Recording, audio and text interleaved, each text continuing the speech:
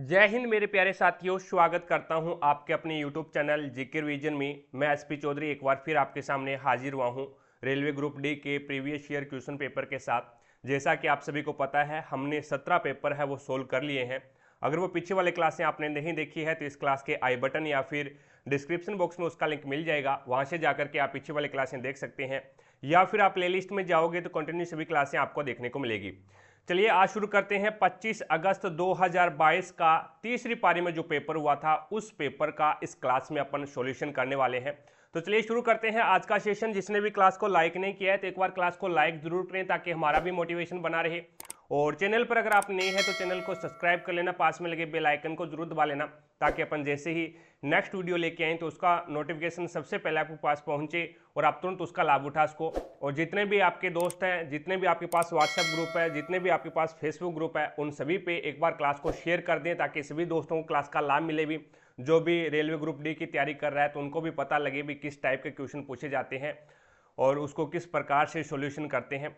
चलिए शुरू करते हैं आज का सेशन। पहला क्वेश्चन देखिएगा आज की क्लास का, आपके सामने है, ये लीजिएगा। Reaction condition are indicated at which place in the chemical equation. यानी इसने बोला है भी जो रासायनिक समीकरण होती है, रासायनिक समीकरण की जो प्रतिक्रियाएं होती है, उन प्रतिक्रियाओं की जो कंडीशन होती है उस कंडीशन को अपन कहाँ पे लिखते हैं। यानी जो रासायनिक समीकरण होती है उस रासायनिक समीकरण की कुछ एक कंडीशन होती है भी, हमने इसको इस समीकरण को या फिर इस अभिक्रिया को हमने ऊष्मा देकर किया है या फिर इस में हमने लाइट प्रवाहित की है। तो जो भी इंडिकेटेड होते हैं, जो भी कंडीशन होती है, उस कंडीशन को अपन है वो कहाँ पे शो करते हैं।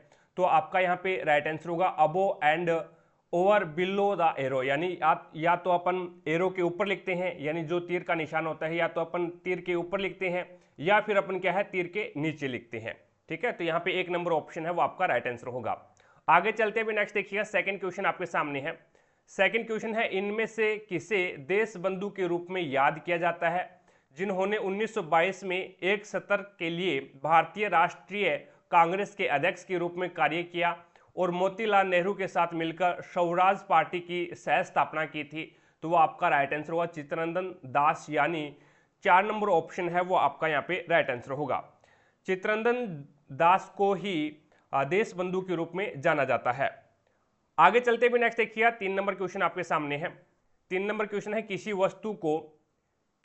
वस्तु को एक उत्तल दर्पण के सामने अनंत और दर्पण के ध्रुव के बीच में स्थित है, तो किसी बिंदु पर रखा गया है। यानी कोई भी उत्तल दर्पण है, उत्तल दर्पण के सामने अनंत और दर्पण के ध्रुव के बीच में कोई भी बिंदु है, उस बिंदु के ऊपर है वो वस्तु को रख दिया गया है, तो निर्मित प्रतिबिंब कैसा होगा ये आपको यहाँ पे बताना है।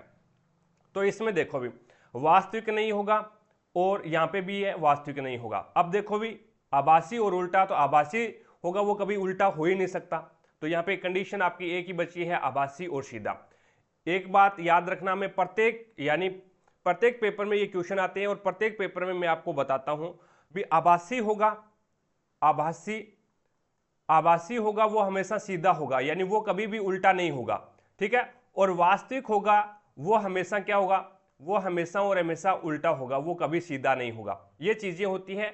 तो यहाँ पे आपको कुछ भी नहीं करना, ऑप्शन के हिसाब से भी आप कर सकते थे भी। इसमें वास्तविक और वास्तविक दे रखा है तो ये दो तो कट हो ही गए। अब 3 नंबर में इसने दे रखा है आभासी और उल्टा, तो आभासी कभी उल्टा हो ही नहीं सकता, आभासी हमेशा और हमेशा सीधा होता है, तो यहाँ पे ये कैंसिल हो गया। तो बच गया एक ही ऑप्शन, आभासी और सीधा। अब याद रखने ला भी उत्तल दर्पण होता है वो हमेशा, उत्तल दर्पण की 2 कंडीशन होती है, पहली कंडीशन और दूसरी कंडीशन, दोनों ही कंडीशनों में वो आभासी और सीधा प्रतिबिंब बनाएगा और वस्तु से छोटा प्रतिबिंब बनाएगा। ठीक है, आगे चलते हुए नेक्स्ट देखिएगा। नेक्स्ट 4 नंबर क्वेश्चन आपके सामने है, ये बढ़िया क्वेश्चन है। 729 को आप 27 के रूप में बाहर निकाल सकते हैं, 729 को आप 27 के रूप में बाहर निकाल सकते हैं। उसके बाद अपॉन में 15 है तो 15 का 15 लिख दिया, इंटू 25, 81 को आप है वो 9 के रूप में बाहर निकाल सकते हैं, इंटू 15 अपॉन में 225 को 15 के रूप में बाहर निकाल दिया, 15 से 15 गायब। उसके बाद 9 3 27, 3 एकम 3, 3 5 15, 5 एकम 5, 5 5 25, तो आपका यहाँ पे 5 आंसर आ गया। क्या आ गया अभी 5 आंसर है वो आपका यहाँ पे राइट आंसर होगा। आगे चलते हुए नेक्स्ट देखिएगा 5 नंबर क्वेश्चन आपके सामने है, करंट अफेयर का क्वेश्चन है 5 नंबर। नेक्स्ट 6 नंबर क्वेश्चन पे चलते हुए 6 नंबर क्वेश्चन देखिएगा। 6 नंबर क्वेश्चन है, राज्य अधिनियम के अनुसार ग्राम पंचायत के सरपंच या फिर मुखिया का चुनाव वार्ड सदस्यों के द्वारा वर्ष की अवधि के लिए किया जाता है। तो कितने वर्ष की अवधि के लिए किया जाता है? तो ये 5 वर्ष की अवधि के लिए किया जाता है, यानी 2 नंबर ऑप्शन है वो आपका यहाँ पे राइट आंसर होगा। एक आसान सा क्वेश्चन है। अभी आगे चलते हुए नेक्स्ट देखिएगा 7 नंबर क्वेश्चन है। 7 नंबर क्वेश्चन में बताना है स्टेटमेंट के हिसाब से निष्कर्ष सही है या नहीं। तो यहाँ पे देखो भी क्या y u से बड़ा है, क्या u से w बड़ा है और w के बराबर है v और v से बड़ा है y, तो हम कह सकते हैं तो u से भी y बड़ा होगा। तो पहली कंडीशन है वो एकदम सही है। दूसरी देखो भी n से i बड़ा है क्या, n से i बड़ा है क्या, n से f बड़ा है और f से i बड़ा है, तो हम कह सकते हैं n से भी बड़ा होगा। तो दोनों यानी निष्कर्ष फर्स्ट और सेकंड दोनों है वो यहाँ पे सही है। सेकंड ऑप्शन आपका राइट आंसर होगा। आगे देखते हैं भी 8 नंबर क्वेश्चन देखिएगा। 8 नंबर क्वेश्चन आपके सामने है। इसने बोला भी वर्तमान में एक पिता की आयु उसके 3 बच्चों की आयु के योगफल की 2 गुनी है।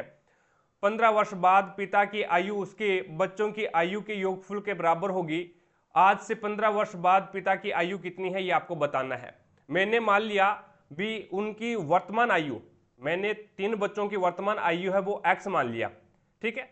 अब 3 बच्चों की वर्तमान आयु का योगफल मैंने x माना है और उसका योगफल का दुगुना है वो उसकी पिता की आयु है, तो 2x हो गया।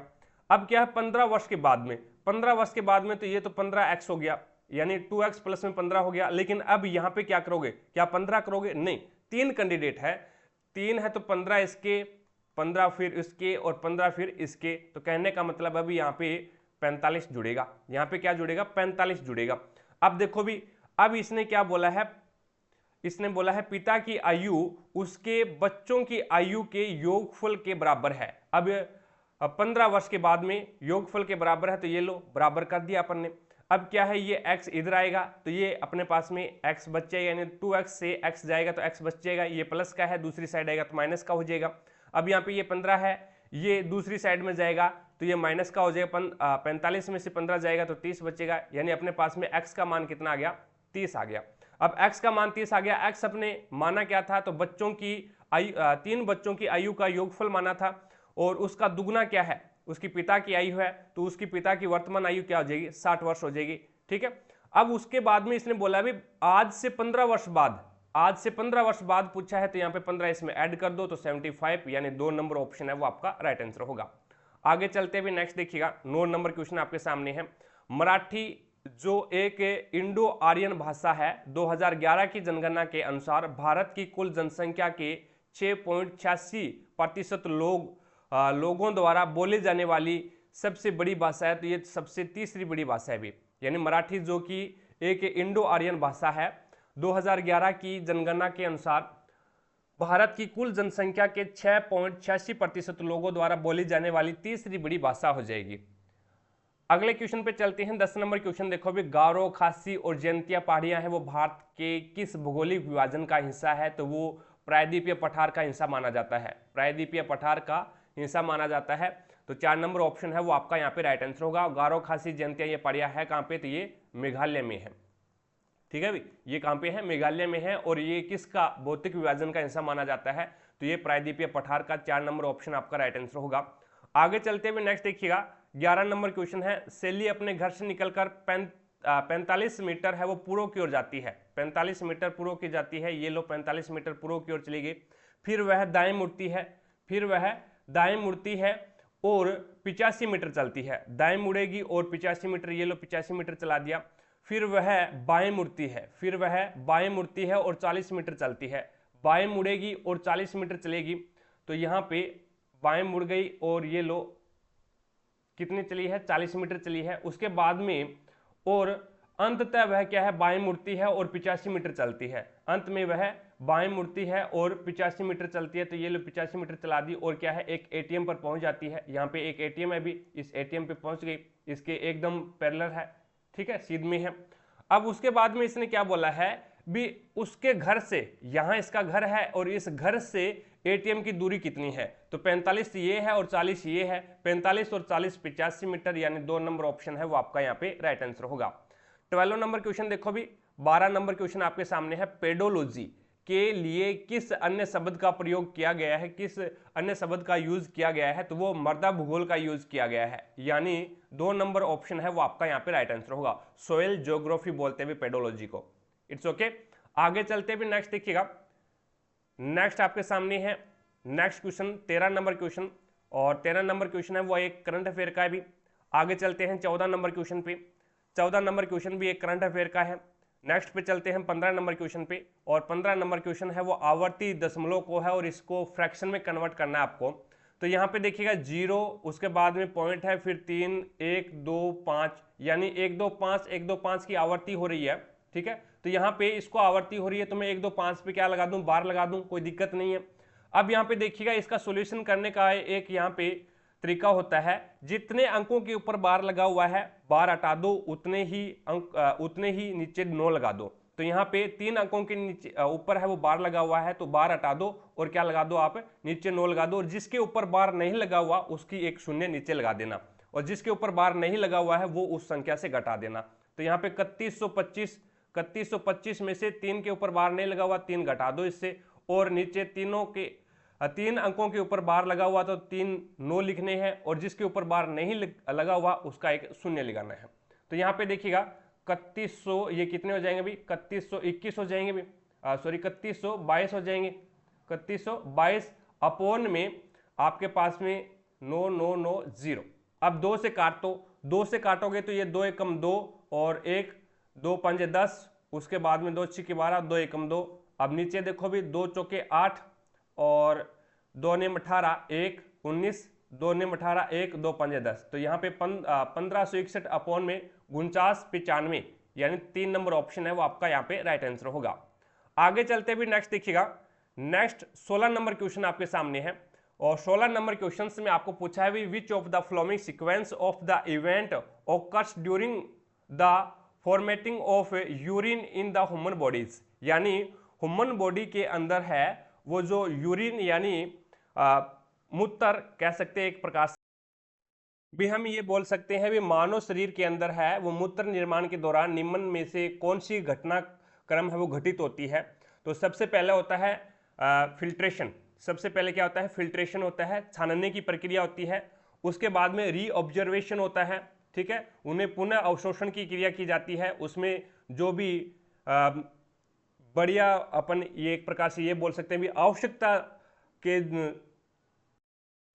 यानी मूत्र का छानने के बाद में भी अगर और भी बढ़िया चीजें रह गई है तो उसका क्या किया जाता है, पुनर्अवशोषण किया जाता है, रीऑब्जर्वेशन किया जाता है, और उसके बाद में उसका स्त्रावण किया जाता है, सिक्रेशन कर दिया जाता है। तो यहाँ पे पहले फिल्ट्रेशन होगा, छानने की विधि होगी, और उसके बाद में पुनर्अवशोषण होगा, और उसके बाद में सिक्रेशन कर दिया जाएगा, यानी स्त्रावण कर दिया जाएगा, निकाल दिया जाएगा बाहर, ठीक है। पहले छानने की विधि होगी भी, छानने की विधि, और उसके बाद में रीऑब्जर्वेशन और फिर सिक्रेशन होगा। तो यहाँ पे 1 नंबर ऑप्शन है वो आपका राइट आंसर होगा।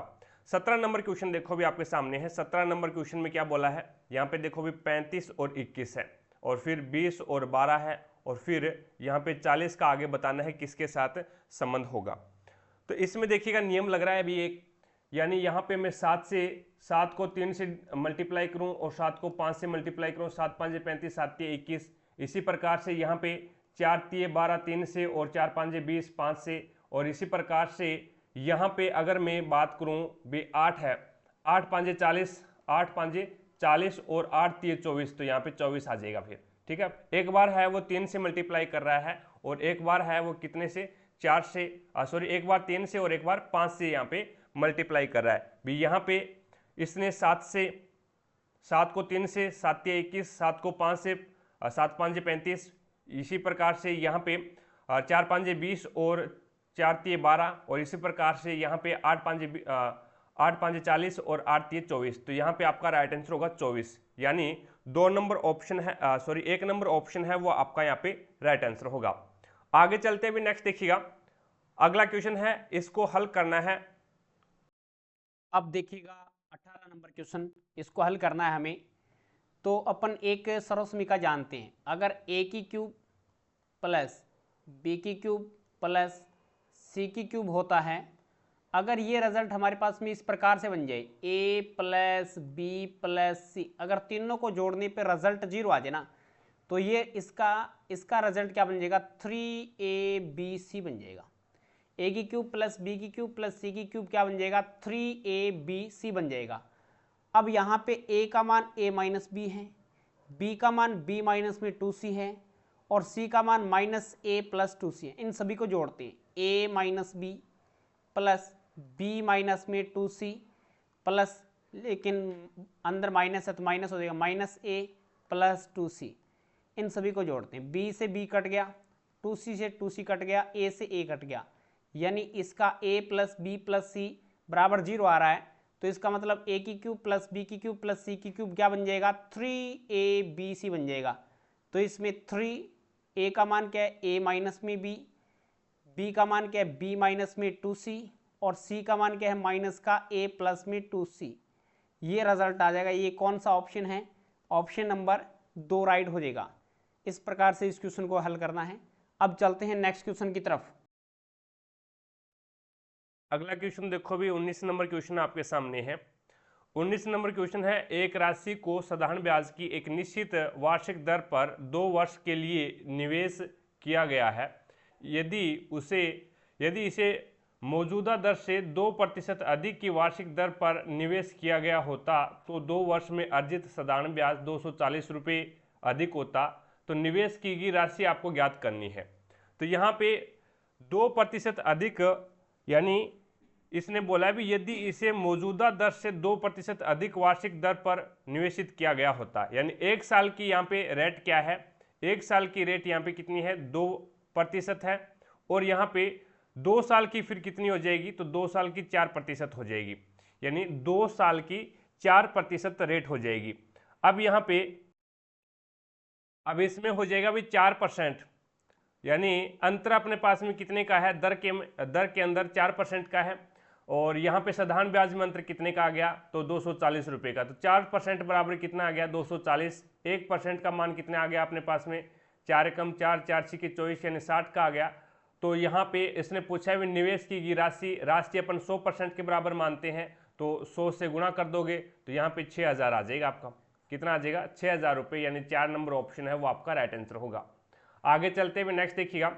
नेक्स्ट 20 नंबर क्वेश्चन आपके सामने है, केंद्रीय बैंक द्वारा पुनर्खरीद की तारीख और मूल्य के स्पष्ट विनिर्देश के साथ बेची गई प्रतिभूतियों को कहा जाता है, तो वो रिवर्स रेपो बोला जाता है, यानी 4 नंबर ऑप्शन है वो आपका राइट आंसर होगा। केंद्रीय बैंक द्वारा पुनर्खरीद की तारीख और मूल्य के स्पष्ट विनिर्देश के साथ बेची गई प्रतिभूतियों को क्या बोला जाता है, तो रिवर्स रेपो बोला जाता है। आगे चलते हैं भी 21 नंबर क्वेश्चन देखिएगा। 21 नंबर क्वेश्चन है, यूएनईपी का पूर्ण रूप बताना है आपको क्या होता है, तो United Nation Environment Programme, United Nation Environment Programme, यानी 4 नंबर ऑप्शन है वो आपका यहाँ पे राइट आंसर होगा।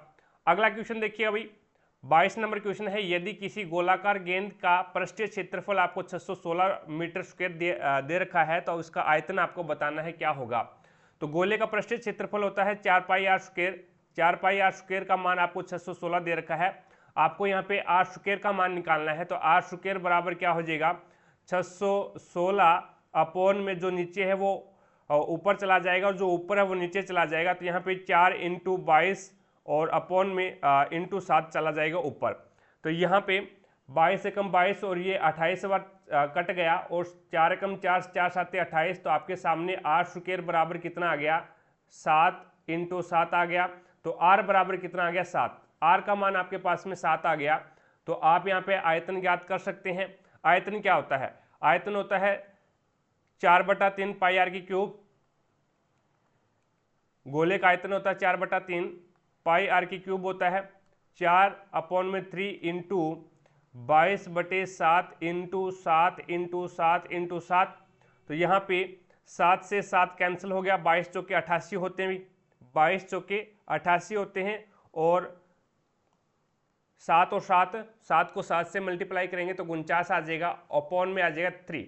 तो यहाँ पे इसको सॉल्यूशन करोगे तो आपके पास में आ जाएगा 1437.33 मीटर क्यूब आ जाएगा। यानी 1 नंबर ऑप्शन है वो आपका यहाँ पे राइट आंसर होगा। आगे देखो भी नेक्स्ट आपके सामने है 23 नंबर क्वेश्चन है, वो करंट अफेयर का है। नेक्स्ट देखिएगा 24 नंबर क्वेश्चन आपके सामने है। 24 नंबर क्वेश्चन में आपको पूछा गया है भी उपरोक्त आरेख के आधार पर निम्न में से कौन सा स्टेटमेंट है वो सही है, ये आपको बताना है। पहला स्टेटमेंट देखो भी, पहला स्टेटमेंट इसमें ये है, उन स्नातकों की संख्या जो सुबह की सैर करने वाले हैं किंतु लड़कियां नहीं हैं। यानी उन स्नातकों की संख्या, उन ग्रेजुएट की संख्या बतानी है जो मॉर्निंग वॉकर तो है लेकिन गर्ल्स नहीं है। तो यहाँ पे 33 दोनों में, यानी ग्रेजुएट और मॉर्निंग वॉकर में 33 कॉमन आ रहा है, तो यहाँ पे 33 हो जाएगा और 33 इसने बोला है। तो यहाँ पे पहला स्टेटमेंट है वो सही है। दूसरा स्टेटमेंट इसने देखो भी, उन लड़कियों की संख्या जो स्नातक और सुबह की सैर करने वाले दोनों में है। यानी उन लड़कियों की संख्या बतानी है जो स्नातक और सुबह की सैर करने वाले दोनों है, यानी तीनों में कॉमन आना चाहिए। तो तीनों में यहाँ पे कॉमन क्या आ रहा है, तो तीनों में यहाँ पे कॉमन आ रहा है 15। तीनों में क्या आ रहा है, कॉमन 15 आ रहा है, तो यहाँ पे 15 होगा, 39 नहीं होगा, तो दूसरा गलत हो जाएगा। अब तीसरा देखिएगा, तीसरा यहाँ पे इसने बोला भी उन स्नातकों की संख्या जो लड़कियां भी है किंतु सुबह की सैर करने वाले में नहीं है। तो मॉर्निंग वॉकर में नहीं आना चाहिए, ग्रेजुएट और लड़कियों में आना चाहिए। तो ग्रेजुएट और लड़कियों में 39 आना, कितना है 39, तो यहाँ पे आपका इसका आंसर होगा 39। तो यहाँ पे देखो भी कितना दे रखा है, 22 दे रखा है, तो ये गलत हो जाएगा। 4 नंबर देखो भी, उन सुबह की सैर करने वालों की संख्या जो लड़कियां भी है किंतु स्नातक नहीं है, यानी ग्रेजुएट में नहीं आना चाहिए, ग्रेजुएट वाला नहीं आना चाहिए। मॉर्निंग वॉकर और गर्ल्स के अंदर कॉमन क्या है, 22 है, तो यहाँ पे इसका 22 होगा, लेकिन इसने 19 दे रखा है, तो ये गलत हो जाएगा। आगे चलते हुए नेक्स्ट देखिए 25 नंबर क्वेश्चन आपके सामने है। ABCDE और F में प्रत्येक की परीक्षा सोमवार से शुरू होकर उसी सप्ताह के शनिवार को समाप्त होने वाले सप्ताह के अलग अलग दिन में होनी है।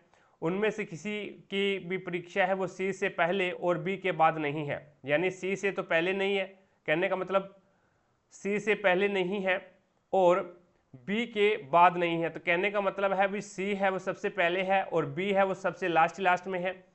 अब इसने क्या बोला है, F की परीक्षा A की परीक्षा के ठीक बाद में है। F की परीक्षा है वो A की परीक्षा के ठीक बाद में है, तो यहाँ पे इस प्रकार से सेटिस्फाई कर दिया इसको। और D से पहले है, और क्या है, D से पहले है, तो D से पहले आ गया ये। और किसके लिए आता है ये, और हमेशा पहले वाले के लिए आता है। E की परीक्षा है वो मंगलवार को है, तो E की परीक्षा है वो मंगलवार को है, तो यहाँ पे मंगलवार को आ जाएगा। और ये इससे शुरू हो रही है तो ये सोमवार को आ रहा है। उसके बाद में और A से ठीक पहले है, A से ठीक पहले का मतलब ये क्या है, फिर बुधवार को है, और ये क्या है, गुरुवार को इसकी परीक्षा है, और इसकी शुक्रवार को परीक्षा हो जाएगी, शुक्रवार को है, ठीक है। इनमें से किसकी परीक्षा है वो शुक्रवार को है, तो D की परीक्षा शुक्रवार को हो जाएगी भी, यानी 3 नंबर ऑप्शन है वो आपका यहाँ पे राइट आंसर होगा। आगे देखो भी next 26 number question. 26 number question में इसने माध्य ज्ञात करने का बताया है। तो यहाँ पे आपको ये x दे रखा है और ये f दे रखा है, तो यहाँ पे xi और fi ज्ञात करना पड़ेगा आपको। तो वो इसका मल्टीप्लाई करना पड़ेगा, 5 और 3 को मल्टीप्लाई करोगे 15, और 2 और 3 को मल्टीप्लाई करोगे 6, यहाँ पे 40 आ जाएगा, यहाँ पे 8 आ जाएगा और यहाँ पे 30 आ जाएगा। अब यहाँ पे इनका ऐड करो, योग करो, योग कितना आ रहा है, तो 15, यानी 5 और 6 11, 11 और 8 19, तो यहाँ पे 9, उसके बाद में 1 4 5 और 3 8 और 1 9, यानी 99 आ गया। अब ये अपने पास में आ गया सिग्मा fi xi का मान आ गया। अपने को सिग्मा fi का भी मान ज्ञात करना है, तो इसका भी योग करो, 5 और 3 8 और 4 12, 12 और 2 14, 14 और 6 20। तो यहाँ पे माध्य का फॉर्मूला क्या होता है, x बार बराबर क्या होता है, सिग्मा fi xi अपॉन में सिग्मा fi होता है। सिग्मा fi xi का मान कितना है, 99 है, और सिग्मा fi का मान कितना है, 20 है। तो यहाँ पे देखो भी b चौके 80 होता है, तो यहाँ पे 4 के लगभग आएगा। तो यहाँ पे एक ही ऑप्शन है आपके पास में 4.95, तो 1 नंबर ऑप्शन है वो आपका राइट आंसर होगा, पूरा ज्ञात करने की जरूरत नहीं है।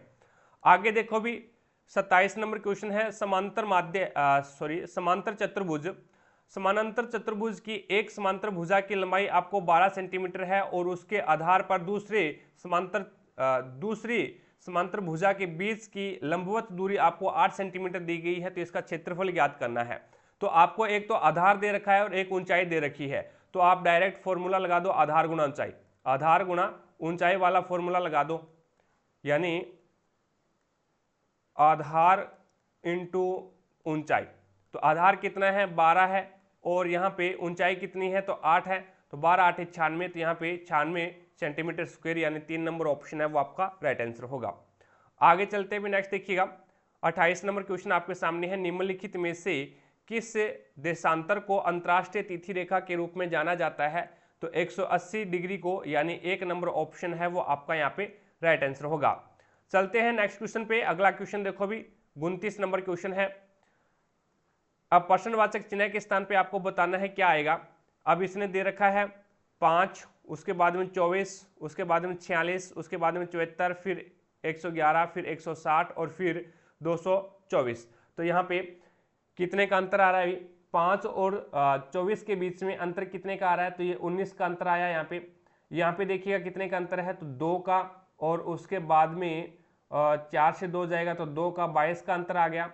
और फिर यहाँ पे देखो भी कितने का अंतर आ रहा है, 14 में से 8 जाएगा, 14 में से 6 जाएगा तो 8 बचेगा, और इधर बच गया अपने पास में 6 में से 4 जाएगा, 28 का अंतर।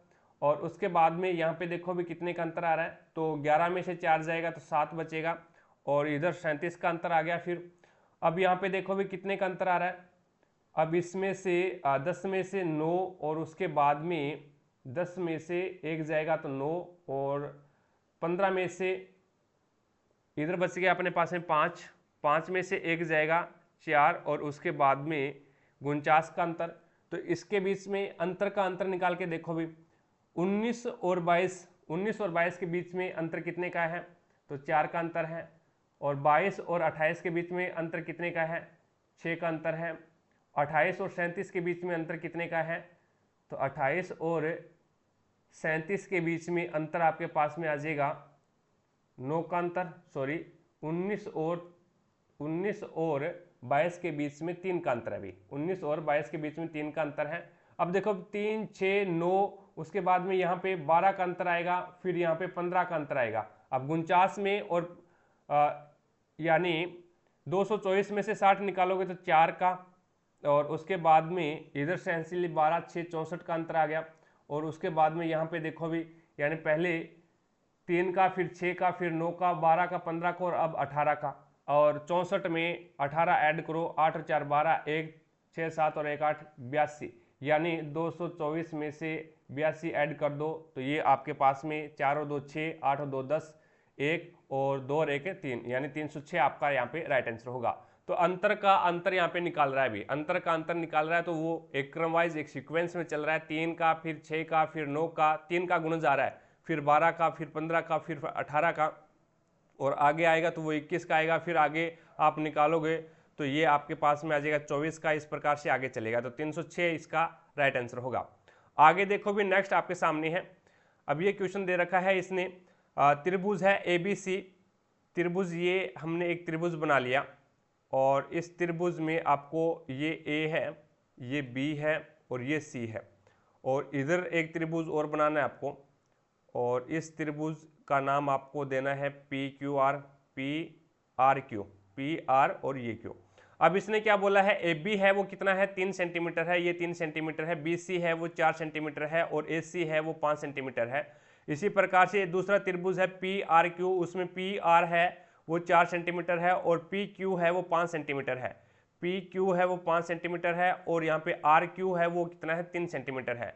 अब इसमें बताना है भी कौन सा सर्वांग सम होगा।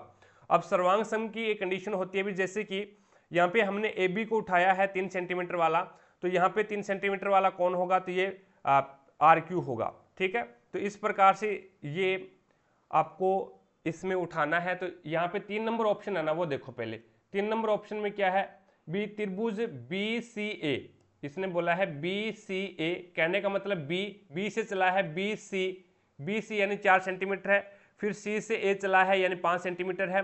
तो यहाँ पे BC फिर CA और उसके बाद में AB, तो यहाँ पे 3 सेंटीमीटर है। इसी प्रकार से ये देखो भी आर पी क्यू यानी आर और उसके बाद में पी, उसके बाद में पी, तो ये हो जाएगा 4 सेंटीमीटर। तो कहने का मतलब ये है भी पहले 4 सेंटीमीटर वाली इसने भुजा उठाई है, तो हमने यहाँ पे भी 4 सेंटीमीटर वाली भुजा उठानी पड़ेगी, 4 सेंटीमीटर वाली आ जाएगी यानी आर पी। और उसके बाद में इसने क्या है सी ए कितना है, तो सी ए है वो 5 सेंटीमीटर है, तो इधर पी क्यू कितना है, तो पी क्यू है वो कितना हो जाएगा 5 सेंटीमीटर हो जाएगा। और उसके बाद में बच गया कौन सा क्यू आर, तो ये क्यू आर हो जाएगा। तो इसका मतलब ये हो गया अभी बी सी ए समरूप हो जाएगा, सर्वांग सम हो जाएगा किसके, आर पी क्यू के, यानी भुजा से भुजा को आपको मिलाना है। तो यहाँ पे 3 नंबर ऑप्शन है वो आपका राइट आंसर हो जाएगा। आगे देखो भी नेक्स्ट देखिएगा, नेक्स्ट आपके सामने 31 नंबर क्वेश्चन है। एक बिंदु प्रकाश स्रोत के समानांतर किरण पुंज उत्पन्न करने के लिए इसमें से किस प्रकाशिक उपकरण का प्रयोग किया जा सकता है, यानी एक समानांतर किरण पुंज आपको प्राप्त करना है। तो समानांतर किरण पुंज आपको प्राप्त करना है तो उसके लिए आपको उत्तल लेंस की जरूरत होगी। उत्तल लेंस है ये भी क्या है समानांतर किरण पुंज प्राप्त करता है। अवतल लेंस है ये किरणों को फैलाता है, तो ये नहीं होगा भी। अवतल दर्पण है ये किरणों का समानांतर किरण पुंज प्राप्त करता है, तो ये भी सही हो जाएगा। और उत्तल दर्पण है ये किरणों को फैलाता है, तो ये भी नहीं होगा। तो यहाँ पे ए और सी है वो क्या है समानांतर किरण पुंज प्राप्त करते हैं, यानी 3 नंबर ऑप्शन आपका राइट आंसर होगा। लेकिन अवतल लेंस है वो किरणों को फैलाता है और उत्तल दर्पण है ये किरणों को फैलाते हैं भी। ठीक है, आगे चलते हुए नेक्स्ट देखिएगा। नेक्स्ट 32 नंबर क्वेश्चन आपके सामने है। आवर्त सारणी में परमाणु का आकार बाएं से दाएं जाने पर, बाएं से जब आवर्त सारणी के अंदर है वो बाएं से दाएं ओर जाते हैं तो परमाणु का जो साइज है, परमाणु का जो साइज है वो क्या होता है घटता है भी। क्या होगा, घटेगा। और जब हम ऊपर से नीचे जाएंगे, आवर्त सारणी में ऊपर से नीचे जाएंगे तो साइज क्या होगा, इंक्रीज होगा, यानी साइज बढ़ेगा। साइज क्या होगा, बढ़ेगा। तो यहाँ पे आवर्त सारणी में बाएं से दाएं जाएंगे तो साइज घटेगा और ऊपर से नीचे जाएंगे तो साइज क्या है, बढ़ेगा। तो यहाँ पे 2 नंबर ऑप्शन है वो आपका राइट आंसर होगा। 33 नंबर क्वेश्चन देखो भी आपके सामने है। 33 नंबर क्वेश्चन है निम्नलिखित में से धावन सोडा का उपयोग नहीं है। धावन सोडा होता है Na2CO3.10H2O होता है धावन सोडा। ठीक है, इसका यूज नहीं है ये आपको बताना है। तो कागज साबुन और कांच साबुन और कागज के विनिर्माण में किया जाता है, एकदम सही है। घरेलू प्रयोजनों के लिए शोधन मार्जक क्लीनिंग एजेंट के रूप में भी इसका यूज किया जाता है, एकदम सही है। जल की स्थायी कठोरता को दूर करने के लिए भी इसका यूज किया जाता है, एकदम सही है। लेकिन केक को सेकने के लिए इसका यूज नहीं किया जाता। तो 4 नंबर ऑप्शन और यहाँ पे आंसर में आपका 1 नंबर ऑप्शन है वो आपका राइट आंसर होगा। आगे चलते हुए नेक्स्ट देखिएगा 34 नंबर क्वेश्चन करंट अफेयर का है। नेक्स्ट पे चलते हैं 35 नंबर क्वेश्चन देखो भी विश्व जल दिवस मनाया जाता है। तो ये 22 मार्च को विश्व जल दिवस मनाया जाता है, यानी 1 नंबर ऑप्शन है वो आपका यहाँ पे राइट आंसर होगा। 36 नंबर क्वेश्चन है वो करंट अफेयर का है। आगे चलते हैं 37 नंबर क्वेश्चन पे। 37 नंबर क्वेश्चन में आपका पहला है कुछ स्टेटमेंट दे रखा है, कुछ पुरस्कार टोपियां हैं। कुछ पुरस्कार है वो क्या है, पी से पुरस्कार और टी से टोपियां हैं। और कुछ टोपियां हैं वो पदक है, कुछ टोपियां हैं वो पदक हो जाएगा। अब इसने बोला है भी सभी पुरस्कार है वो क्या है, मासक है। सारे के सारे पुरस्कार है पी से पुरस्कार, वो क्या है एम से मासक हो जाएगा भी। सारे के सारे पुरस्कार है वो मासक आ जाएंगे। अब इसने क्या बोला है, कुछ मासक टोपियां हैं, कुछ मासक है वो टोपियां हैं क्या, यस टोपियां वाले यानी टोपी वाले सर्कल को काट रहा है, मासक वाला सही है।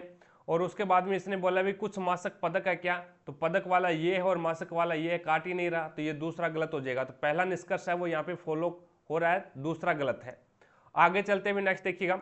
अगला क्वेश्चन है वह छोटी से छोटी संख्या ज्ञात कीजिएगा, वह छोटी से छोटी संख्या ज्ञात कीजिए जो 7 जिसमें से 7 घटाने पर प्राप्त संख्या 12, 16, 18 और 21 से विभाजित हो जाए, 21 से विभाजित हो जाए। अगर ये 4 ऑप्शन दे रखे हैं, इन चारों ऑप्शनों में मैं 7 को घटा दूंगा तो वो 12, 16, 18 और 21 से पूर्णतः विभाजित हो जाएगी।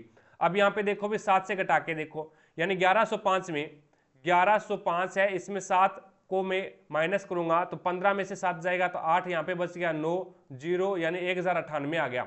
1098 है। अब इसमें देखो भी यहाँ पे दो तीन नियम लागू हो जाएंगे, जैसे कि 9 का विभाजकता का नियम आप लगा दो, यानी 18 को 9 इंटू 2 लिख सकता हूं और 21 को 7 इंटू 3 लिख सकता हूं। यहाँ पे 7 का और 9 का डिवाइडेशन करके देख लो, 7 का और 9 का डिवाइडेशन करके देखोगे तो 9 से तो ये चला जाएगा भी, 8 और 1 9 और 9, यानी 9 से आप डिवाइड करोगे तो 9 के गुणज काट दो, तो एक तो ये 9 हो गया और एक ये 8 और एक 9 हो गया, यानी 1098 में 9 का भाग चला जाएगा। अब 7 का भाग लगा के देखोगे तो 7 का भाग यहाँ पे 7 ये 21, सॉरी 7 कम 7 बच गया 3 39। उसके बाद में 39 में अगर आप 39 को 7 से डिवाइड करोगे तो 7 5 35 4 48 बचता है, तो ये 7 से डिवाइड नहीं हो रहा, तो ये संख्या नहीं होगी, ठीक है, ये वाली संख्या नहीं होगी। उसके बाद में 1050 में से 7 1050 में सॉरी 1150 में 7 माइनस करो, 7 माइनस करोगे तो ये 1143 आएगा। 1143 है वो क्या है, 12 से डिवाइड नहीं होगी, यानी ये इसके लास्ट में क्या है, विषम संख्या है, विषम संख्या है वो सम संख्या से डिवाइड नहीं होगी, तो ये नहीं होगा, ठीक है। उसके बाद में 1051 देखो, 1051 में अगर आप क्या है 7 घटाते हैं, 11 में से 7 जाएगा 4, यहाँ पे बच गया आपके पास में 4, यानी ये आ जाएगा आपके पास में 1044 आ जाएगा। अब 1044 को 9 से 9 का विभाजकता का नियम लगा दो आप, 9 का विभाजकता का नियम लगाओगे तो ये क्या है 9 से डिवाइड नहीं हो रहा, क्योंकि 4 और 4 8 और 1 9, यार ये तो हो रहा है, सही है, 9 से तो डिवाइड हो जाएगा ये। अब 7 से डिवाइड करके देखो इसको, 7 से डिवाइड करके देखोगे तो ये 34 बन गया और 7 चौके 28 और उसके बाद में 64 बनता है, तो ये 64 में 7 का डिवाइड नहीं होगा, तो ये 7 से डिवाइड नहीं हो रही, बच गया आपका एक ऑप्शन, तो यहाँ पे 3 नंबर ऑप्शन है वो राइट हो जाएगा। यानी ये कहने का मतलब ये है भी 7 इसमें से निकालोगे आप तो ये 1008 होगा, 1008 है वो 9 से भी डिवाइड हो रहा है और 7 से भी डिवाइड हो रहा है, देख लो 7 ये 3 बच गया 20 और 7 6 7 2 14 बच गया, तो यहाँ पे 7 से डिवाइड करोगे तो 7 एकम 7 बच गया 3 30, 7 चौके 28 बच गया 2 28, 7 चौके 28, ये 7 से भी डिवाइड हो रहा है, तो कहने का मतलब संख्या ही अपने पास में एक बची है, तो वही आपका आंसर हो जाएगा। भी आगे देखो भी नेक्स्ट, इस प्रकार के क्वेश्चनों में आपको विभाजकता का नियम पता होना चाहिए, तो आप आसानी से उस क्वेश्चन को सोल्व कर सकते हैं। अब देखो भी 39 नंबर क्वेश्चन है, भारतीय संविधान में शिक्षा के अधिकार को 86वें संविधान संशोधन द्वारा 2002 में मौलिक अधिकारों के अध्याय में एक नया अनुच्छेद जोड़ा गया था, शामिल किया गया था, वो कौन सा है, तो वो है 21A। कौन सा जोड़ा गया था, 86वें संविधान संशोधन 2002 के द्वारा, तो ये शिक्षा का अधिकार जोड़ा गया था और वो 21A के अंतर्गत जोड़ा गया था। 3 नंबर ऑप्शन है वो आपका यहाँ पे राइट आंसर होगा। आगे चलता हूँ भी 40 नंबर क्वेश्चन देखिएगा। 40 नंबर क्वेश्चन है, सेम अपने घर से बाहर निकलता है और पूर्व की ओर 160 मीटर चलता है, तो पूर्व की ओर 160 मीटर चल गया, फिर वह क्या है दाएं मुड़ता है और 50 मीटर चलता है, दाएं मुड़ा और 50 मीटर चला, ये लो। उसके बाद में इसने क्या बोला है, पुनः दाएं मुड़ता है और 70 मीटर चलता है, तो पुनः दाएं मुड़ता है और 70 मीटर चल गया। उसके बाद में फिर वह बाएं मुड़ता है और क्या है 35 मीटर चलता है, बाएं मुड़ेगा और 35 मीटर चला। उसके बाद में फिर वह दाएं मुड़ता है और 90 मीटर चलता है, तो दाएं मुड़ा और 90 यानी 70 और 90 कितने होते हैं, 160 होते हैं, तो जस्ट इसके नीचे आ जाएगा, ये यहाँ पे 90 चला है।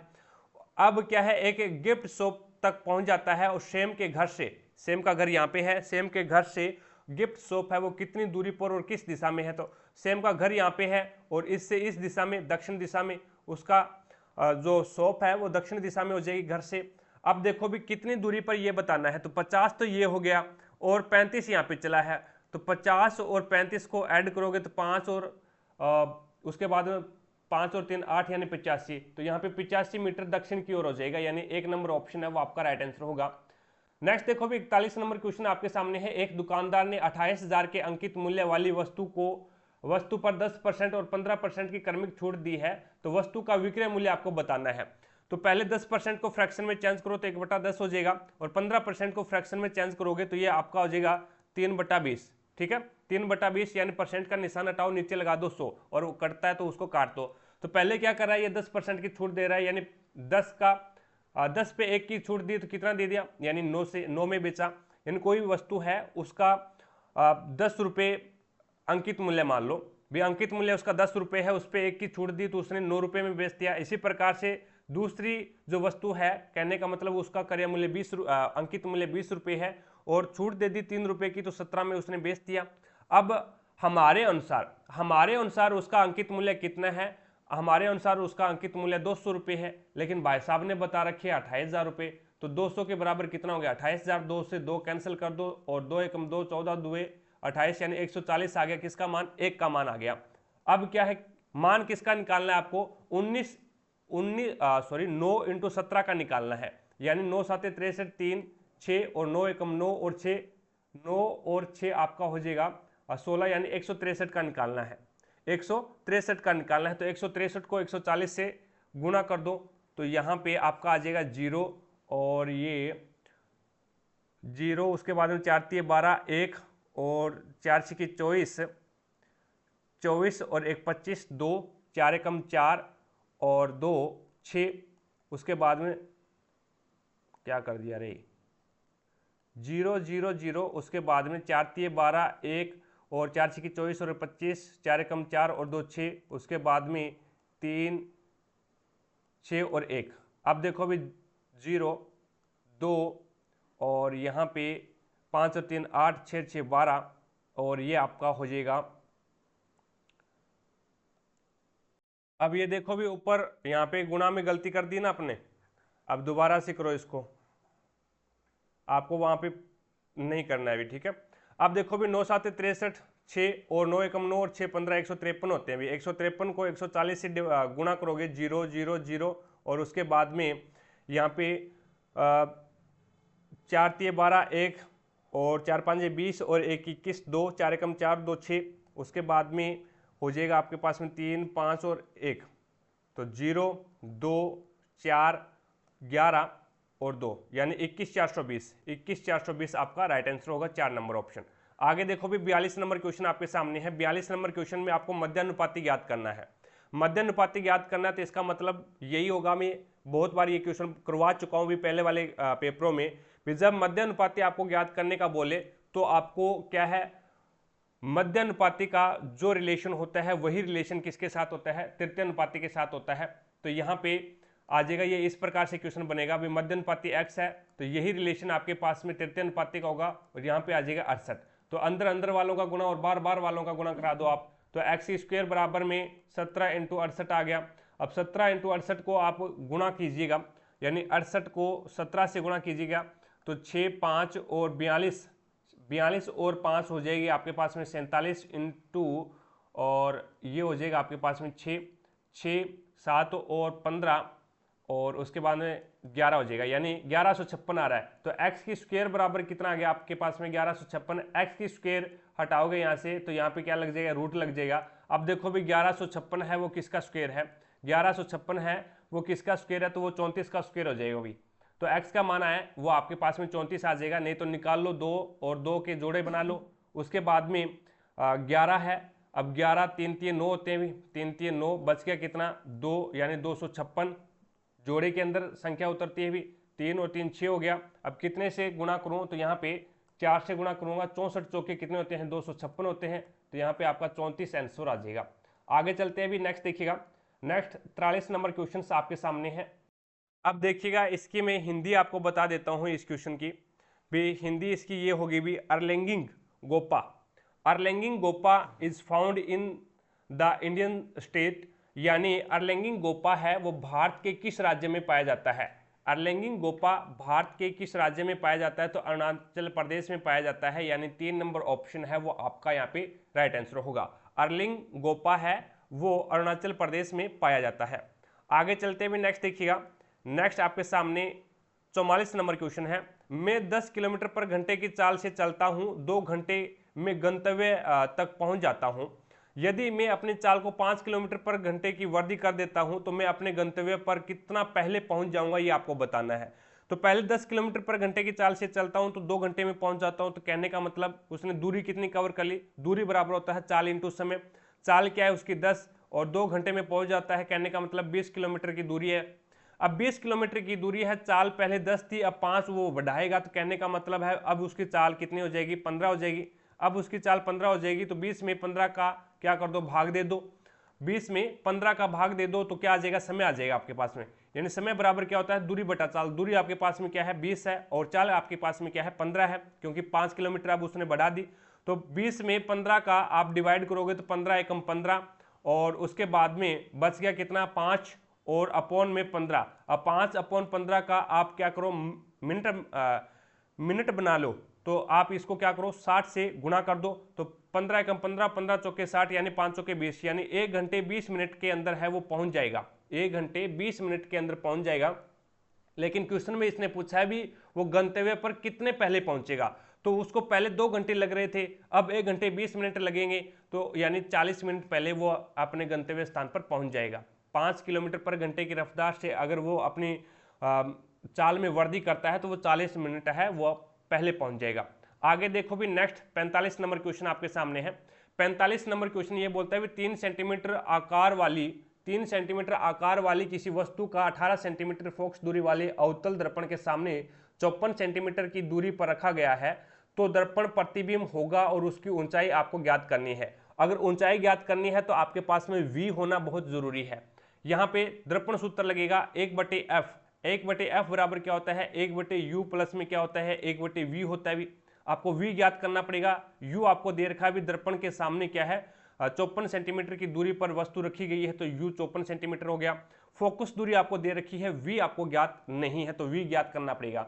तो इस फॉर्मूले को इस प्रकार से अपन लिख सकते हैं भी 1/v बराबर क्या हो जाएगा, ये u दूसरी साइड में जाएगा तो माइनस का हो जाएगा, तो ये हो जाएगा 1/f माइनस में 1/u हो जाएगा।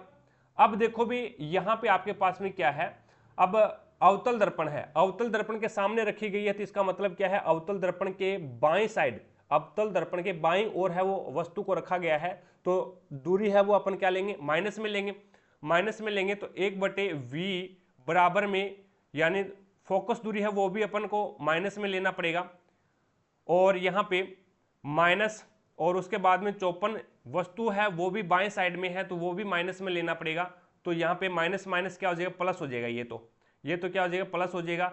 आपके पास में यहाँ पे एलसीएम कितना आया 54 आया, 18 3 54 माइनस के 3 आ गए और प्लस का 1 आ गया, तो ये आपके पास में माइनस का 2/54, माइनस का 2/54 आया क्या है, तो ये आया है 1/v, 1/v बराबर क्या आया है माइनस के 2/54। आपको v ज्ञात करना है तो v बराबर क्या आ जाएगा, तो माइनस के 27 आ जाएगा, v बराबर क्या आ जाएगा माइनस के 27। अब देखो भी अब आपको क्या है ऊंचाई ज्ञात करनी है, ऊंचाई का फॉर्मूला होता है h डेश अपॉन में h बराबर में क्या होता है माइनस के v/u होता है, माइनस के v/u होता है, ये इसका ऊंचाई का फॉर्मूला होता है। अब h डेश है वो आपको ज्ञात करना है, h डेश क्या है आपको प्रतिबिंब की ऊंचाई ज्ञात करनी है, और h होता है वो होता है वस्तु की ऊंचाई। तो यहाँ पे अपने को h डेश ज्ञात करना है, तो ये h यहाँ पे क्या है गुणा में है, सॉरी भाग में है, दूसरी साइड में जाएगा तो गुणा में हो जाएगा, तो ये फॉर्मूला आपके पास में ये बन जाएगा भी h डैश बराबर हो जाएगा v यानी ये माइनस का है v h अपॉन में u, ये फॉर्मूला बन जाएगा, ये फॉर्मूला आपके पास में बन जाएगा। अब मान रख दो इसके अंदर माइनस का है और उसके बाद में v है वो भी माइनस का है, तो माइनस माइनस प्लस हो जाएगा 27 इंटू h का मान आपके पास में कितना है, ये रहा 3 सेंटीमीटर, ये पॉजिटिव में ही होता है भी, ठीक है। और यहाँ पे 3 आ गया, अपॉन में 54 आपको लिखना पड़ेगा, और 54 वो किस में लोगे आप माइनस में लोगे क्योंकि बाएं साइड में है, तो ये माइनस का आ गया। अब 27 से कम 27 और 27 दुए कितने होते हैं 54 होते हैं, 27 दुए कितने होते हैं 54 होते हैं। अब 3 में 2 का भाग दोगे तो ये कितना आ जाएगा 1.5 आ जाएगा, 1.5 मीटर, ये भी माइनस में आया है। अब ये माइनस में क्यों आया, अभी माइनस में क्यों आया है, तो यहाँ पे यानी प्रतिबिंब की ऊंचाई माइनस में आई है, इसका मतलब है प्रतिबिंब की ऊंचाई माइनस में आई है, तो इसका मतलब है जो प्रतिबिंब बना है वो कैसा बना है उल्टा बना है, प्रतिबिंब बना है वो कैसा बना है उल्टा बना है, तो यहाँ पे माइनस इसीलिए आया है, तो यहाँ पे 1 नंबर ऑप्शन है वो आपका यहाँ पे राइट आंसर होगा, यानी उल्टा बना है। और अवतल दर्पण में हमेशा उल्टा ही बनता है भी, अवतल दर्पण में एक ही कंडीशन ऐसी होती है जिसमें सीधा बनता है, तो यहाँ पे आपका राइट आंसर होगा 1 नंबर ऑप्शन। आगे देखो भी नेक्स्ट 46 नंबर क्वेश्चन देखिएगा, 46 नंबर क्वेश्चन आपके सामने है, ये रहा, और इसमें देखो भी कौन सी शर्त लग रही है, यदि पहला घटक एक सम संख्या है, पहला घटक एक सम संख्या सही है, अंतिम घटक एक प्रतीक है, ये भी सही है, तो यहाँ पे दोनों के यानी पहले और अंतिम के कुट को आपस में चेंज करना है, पहली शर्त यहाँ पे लागू हो रही है। अब दूसरी शर्त देखो भी, यदि पहला घटक एक सम संख्या है, पहला घटक एक सम है और अंतिम घटक एक विषम है, ये लागू नहीं होगा। तीसरी देखो भी, यदि तीसरे और चौथे दोनों घटक अभाज्य संख्याएं हैं, तीसरा और चौथा है वो दोनों क्या है, अभाज्य संख्या, 7 और 5 अभाज्य संख्या है, तो ये भी लागू हो रही है। तो इसने बोला है चौथे घटक, यानी तीसरे और चौथे में से इसने बोला है चौथा घटक को तीसरे घटक के रूप में और तीसरे घटक को चौथे घटक के रूप में यहाँ पे कुट को चेंज करना है। तो यहाँ पे पहले वाली कंडीशन लगाओ, दोनों को आपस में चेंज करना है, प्रथम और लास्ट को। तो यहाँ पे लास्ट का W है, उसके बाद में 6 को क्या लिखेगा, 6 को लिखेगा S, और उसके बाद में 5, यानी तीसरे और चौथे का चेंज करना है, तो यहाँ पे 5 को क्या लिखेगा, 5 को लिखेगा C, और उसके बाद में 7 को क्या लिखेगा, 7 को लिखेगा E, और उसके बाद में डॉलर को क्या लिखेगा U, और उसके बाद में 2 को क्या लिखेगा, तो 2 को लिखेगा Y। तो यहाँ पे आपका फर्स्ट नंबर ऑप्शन है वो आपका राइट आंसर होगा। आगे चलते हुए नेक्स्ट देखिएगा, अगला क्वेश्चन है 47 नंबर क्वेश्चन। इसमें जोड़ घटाओ गुणा भाग ही करने आप कर लेना, अभी मल्टीप्लाई ही करना है, यानी पहले तो भाग वाला सिस्टम करना है आपको, उसके बाद में गुणा वाला सिस्टम करना है, और उसके बाद में जोड़ या फिर जोड़ना या फिर घटाना, इन दोनों में से आप कोई भी कर सकते हैं। और आपको क्या है, लगभग में मान आएगा, भी निकटतम मान आएगा लगभग में। आगे चलते हुए नेक्स्ट देखिएगा, 48 नंबर क्वेश्चन आपके सामने है, सूर्य से आने वाली किरणें वायुमंडल द्वारा अपवर्तित होती है। सूर्य से आने वाली किरणें हैं वो वायुमंडल में पाए जाने वाली जो गैसें हैं उनके कारण क्या है, अपवर्तित हो जाती है, जिसके कारण आभासी सूर्योदय ना, आभासी सूर्योदय वो जो वास्तविक सूर्योदय है उससे लगभग 2 मिनट पहले आ जाता है। आभासी सूर्योदय है वो वास्तविक सूर्योदय से 2 मिनट पहले आ जाता है। तो यहाँ पे 4 नंबर ऑप्शन है वो आपका राइट आंसर होगा, वो भी अपवर्तन के कारण आता है। ठीक है, आगे देखो भी नेक्स्ट 49 नंबर क्वेश्चन क्या बोलता है, ग्रेफाइट विद्युत का कुचालक होता है। ग्रेफाइट विद्युत का कुचालक होता है, कौन किसने कह दिया अभी, विद्युत का सुचालक होता है। ठीक है, और इसका एक कार्बन है वो अन्य 3 कार्बन से जुड़ा होता है, और इसमें एक इलेक्ट्रॉन है वो क्या है, मुक्त अवस्था में पाया जाता है, जिसके कारण है वो इसमें विद्युत का सप्लाई करता है। इलेक्ट्रॉन है वो मुक्त अवस्था में पाया जाता है, जिसके कारण क्या है, इसमें विद्युत की सप्लाई होती है भी।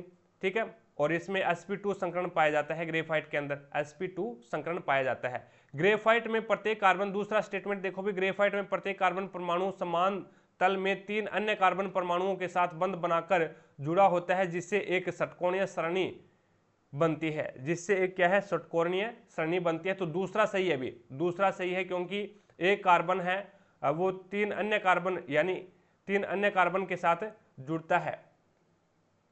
यहाँ पे इसने बोला है भी कार्बन परमाणु समान तल में 3 अन्य कार्बन परमाणुओं के साथ जुड़ता है। तो यहाँ पे सेकंड तो सही हो जाएगा, लेकिन फर्स्ट है वो गलत है। फर्स्ट इसने बोला भी ग्रेफाइट कुचालक होता है, कुचालक नहीं होता, भी सुचालक होता है। आगे देखो भी नेक्स्ट आपके सामने है 50 नंबर क्वेश्चन। अब इसमें संक्रियाएं लगानी है भी, 12, 313 और यहाँ पे 13।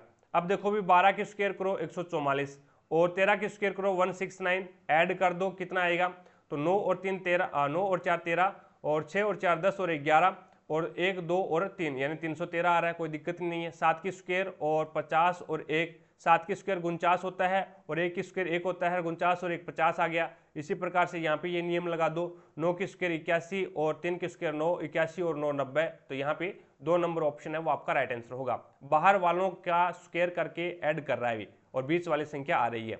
आगे देखो भी 51 नंबर क्वेश्चन में इसने बोला है, यदि सभी संख्याओं के दहाई और इकाई अंकों की स्थिति को आपस में बदल दिया जाए तो मूल श्रेणी को कौन सी संख्या श्रेणी की क्रम से सबसे बड़ी और सबसे छोटी संख्याएं बन जाएगी। यानी इकाई और दहाई को चेंज कर रहा है, जो इकाई पे है उसको दहाई पे ले जाओ, और जो दहाई पे है वो उसको इकाई पे लेके आओ। तो इसमें बोला है भी सबसे बड़ी संख्या ज्ञात करनी है, तो जो इकाई के ऊपर सबसे बड़ा अंक है वही आपकी सबसे बड़ी संख्या बन जाएगी। तो 29 है, यानी इसमें इकाई का अंक 9 है, इसको चेंज करेंगे तो ये 92 बनेगा, 92 है वो सबसे बड़ी संख्या हो जाएगी। ठीक है, यहाँ पे ये 19 है, 19 में इसको पलटेंगे तो ये 91 ही बनेगा, तो ये छोटी रह जाएगी। इसी प्रकार से सबसे छोटी संख्या ज्ञात करनी है, सबसे छोटी संख्या ज्ञात करनी है, तो यहाँ पे इकाई का अंक जो सबसे छोटा है वही आपका क्या होगा, छोटी संख्या हो जाएगी। तो यहाँ पे सबसे छोटी संख्या इकाई का अंक 1 है यहाँ पे 71 में, तो इसको चेंज करोगे तो ये 17 में बन जाएगा, जो कि क्या है, सबसे छोटी संख्या है। तो 29 और 71, 29 सबसे बड़ी संख्या 29 बनती है, और सबसे छोटी संख्या बनेगी वो 71 बनेगी। आगे चलते हुए नेक्स्ट देखिएगा, नेक्स्ट आपके सामने है कांगड़ा और कुल्लू घाटी भारत के किस राज्य में स्थित है? तो ये हिमाचल प्रदेश में हो जाएगा अभी, यानी 3 नंबर ऑप्शन है वो आपका यहाँ पे राइट आंसर होगा। कांगड़ा और कुल्लू घाटी भारत के किस राज्य में स्थित है? तो हिमाचल प्रदेश आपका राइट आंसर होगा। 53 नंबर क्वेश्चन देखो भी, 6 मित्रों ने अपने वार्षिक मनोविज्ञान परीक्षा में अलग अलग अंक प्राप्त किए, क्यू ने केवल 4 मित्रों से अधिक अंक प्राप्त किए हैं। क्यू ने केवल और केवल 4 मित्रों से 1 2 3 4 4 मित्रों से ही अधिक अंक प्राप्त किए हैं। एम ने केवल 3 मित्रों से ही अधिक अंक प्राप्त किए हैं, तो एम भाई साहब यहाँ पे आ जाएगा क्यू के जस्ट नीचे, क्यू के जस्ट नीचे एम आ जाएगा। पी और एन दोनों ने टी से अधिक अंक प्राप्त किए हैं। पी और क्यू दोनों ने टी से अधिक अंक प्राप्त किए, तो टी नीचे नीचे आएगा भी। वाई ने सबसे कम अंक प्राप्त किए हैं, तो वाई भाई साहब तो नीचे नीचे आएगा। ये लो, वाई तो सबसे कमजोर है, फिर वाई ने सबसे कम अंक प्राप्त किए हैं। एन ने सर्वाधिक अंक प्राप्त नहीं किए हैं, एन है वो सबसे ऊपर नहीं आ सकता, तो सबसे ऊपर फिर कौन आएगा भी? अब यहाँ पे इसने क्या बोला है? यहाँ पे इसने बोला है पी और क्यू दोनों ने, पी और एन दोनों ने, पी और एन दोनों ने टी से अधिक अंक प्राप्त किए हैं, तो जस्ट वाई के ऊपर कौन आ जाएगा? फिर टी आ जाएगा। और यहाँ पे एक कैंडिडेट और बैठेगा, यहाँ पे कौन बैठेगा? फिर एन बैठेगा, यानी एन है वो सबसे ऊपर नहीं है, सबसे ऊपर नहीं है, तो यहाँ पे एन आ जाएगा, यहाँ पे एन आएगा। अब सबसे ऊपर कौन बैठेगा? एक ही कैंडिडेट बैठा है, बचा है, वो ऊपर आ जाएगा, पी सबसे ऊपर आ जाएगा फिर, ठीक है भाई। यानी इसने बोला भी एन सर्वाधिक अंक प्राप्त नहीं कर रहा है, तो एन है वो फिर नीचे आएगा, फिर भाई यहाँ पे आ जाएगा, एक सीट यहाँ पे खाली थी। अब टोटल कैंडिडेट ही 6 है, तो सबसे ऊपर फिर एक ही कैंडिडेट बचा है वो पी, तो यहाँ पे इसने पूछा है भी सर्वाधिक अंक प्राप्त किसने किया? तो पी, यानी 2 नंबर ऑप्शन आपका राइट आंसर होगा। आगे चलते हैं भी 54 नंबर क्वेश्चन देखो भी, कौन सा पोंगल का त्यौहार मनाने के लिए प्रसिद्ध है? कौन सा राज्य है पोंगल का त्यौहार मनाने के लिए प्रसिद्ध है? तमिलनाडु आपका यहाँ पे राइट आंसर होगा। आगे देखो भी नेक्स्ट 55 नंबर क्वेश्चन आपके सामने है। 55 नंबर क्वेश्चन बोलता है 3 की पावर 3 है और 3 की पावर 2 है, यहाँ पे 2 की पावर 4 है, यहाँ पे 7 की पावर 2 है, यहाँ पे 56 है। तो आप इस प्रकार से भी डायरेक्ट कैंसिल कर सकते हो, यहाँ पे 2 है और यहाँ पे 1 पावर है, तो 3 की पावर 1 ही बचेगी यहाँ पे, ठीक है। इसी प्रकार से 2 की पावर 4 है, 2 की पावर 4 को मैं क्या लिख सकता हूँ? 16 लिख सकता हूँ भी, 2 की पावर 4 को 16 लिख सकता हूँ, और 7 × 7 लिख सकता हूँ इसको, अपॉन में 56 है, तो 7 एकम 7 और 7 8 56, 8 एकम 8 और 8 2 16, 7 2 14, 14 3 कितने होते हैं भी? 14 3 42 होते हैं, तो यहाँ पे 42 आपका राइट आंसर होगा। आगे चलते हुए नेक्स्ट देखिएगा, नेक्स्ट 56 नंबर क्वेश्चन आपके सामने है। वातपोत्सर्जन, वातपोत्सर्जन इनमें से मुख्यतः किस स्थल पर नहीं होता है? वातपोत्सर्जन है वो इनमें से किस स्थल पे नहीं होता है? तो वो अंतःकोशिकीय अंतरालों पे नहीं होता, अंतःकोशिकीय अंतःकोशिकीय अंतरालों पर नहीं होता। बाकी वातरंध्र के अंदर है वो वातपोत्सर्जन होता है। उपत्वचा है उसमें भी क्या है? वातपोत्सर्जन होता है, और रंध्र के अंदर भी क्या है? वातपोत्सर्जन होता है। जो इंटरसेल्यूलर स्पेस होते हैं, कोशिका के अंदर जो स्पेस होते हैं उसके अंदर है वो वातपोत्सर्जन है, वो नहीं होगा। आगे चलते हैं, नेक्स्ट देखिएगा, नेक्स्ट आपके सामने है 57 नंबर क्वेश्चन देखो भी, ये आपको धुंधला दिखाई दे रहा होगा। 57 नंबर क्वेश्चन में आपको बता देता हूं किस प्रकार से करना है, मेरे को भी ये धुंधला दिखाई दे रहा है, मैं आपको बता दूंगा भी। जैसे कि यहाँ पे इसने बोला भी सभी जिलों से कुल मिलाकर 10वीं की अहर्ता, ये 10वीं वाला है, ये क्या है? 10th का है, 10वीं वाला है। और 10वीं की अहर्ता वाले छात्रों की कुल संख्या, ये अहर्ता वाले छात्रों की कुल संख्या, और सभी जिलों से कुल मिलाकर डिग्री, ये डिग्री वाला है, ये डिग्री वाला है। डिग्री की अहर्ता वाले छात्रों की कुल संख्या का अंतर बताना है, यानी 10th वालों की जो संख्या है, यानी पी की क्यू, ये पी है, ये क्यू है, ये आर है, ये एस है, ये टी है, ये यू है, ये वी है, इन सभी को जोड़ना पड़ेगा, और डिग्री वाले छात्रों को जोड़ लेना, और इसमें क्या है? घटा देना, वही आपका आंसर होगा। तो यहाँ पे जैसा कि मेरे को यहाँ पे दिखाई दे रहा है 340 है, यानी पी में 340 है, इधर जोड़ लेते हैं, पी में 340 है, उसके बाद में क्यू में 10th क्लास में 300 है भी, ठीक है, 300 है, और उसके बाद में आर के अंदर है वो 260 है, आर के अंदर है वो 10th क्लास में 260 विद्यार्थी हैं, और उसके बाद में 340 है वो किस में है? एस के अंदर 340 है, और उसके बाद में टी के अंदर है वो 180 है, टी के अंदर है वो छात्रों की संख्या 180 है, ये 10th क्लास वालों की अभी, ठीक है। और उसके बाद में यू के अंदर है वो 260 है, यू के अंदर है वो 260 है, और वी के अंदर है वो 220 है। इन सभी को ऐड करो, इन सभी को ऐड करोगे तो 1900 आएगा आपके पास में। कितना आएगा? 1900 आएगा। इसी प्रकार से ये डिग्री वाले को ऐड करना पड़ेगा। डिग्री वाले में पी के अंदर डिग्री वाले छात्रों की संख्या कितनी है? तो 280 है। और उसके बाद में 360 है, वो किस में है? क्यू में है। और आर के अंदर है वो कितने हैं? आर के अंदर 200 है। अभी आर के अंदर कितने हैं? 200 डिग्री के छात्र हैं। और उसके बाद में एस के अंदर 260 है, एस के अंदर कितने हैं? 260 है। और उसके बाद में 320, टी के अंदर कितने हैं? 320 है। और यू के अंदर है वो 300, यू के अंदर भी 320 है, भी 320 है। और वी के अंदर है वो 380 है। इन सभी को आप ऐड करोगे तो कितना आएगा आपके पास में? 2120 आएगा। कितना आएगा? 2120 आएगा। इन दोनों का अंतर आपको पूछा है। 1900 में से 2120 में से 1900 निकालोगे तो 220 बचेगा। तो यहाँ पे 3 नंबर ऑप्शन है वो आपका राइट आंसर होगा। आगे चलते हुए नेक्स्ट देखिएगा। नेक्स्ट आपके सामने 58 नंबर क्वेश्चन है, बढ़िया वाला क्वेश्चन है।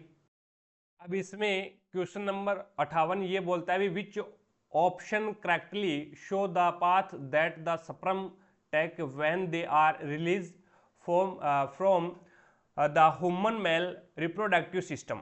इसमें आपको बताना है भी कौन सा पथ सही ढंग से उस पथ को दर्शाएगा जो शुक्राणु मानव पुरुष प्रजनन प्रणाली से निकलने पर लेते हैं। यानी जब मानव पुरुष से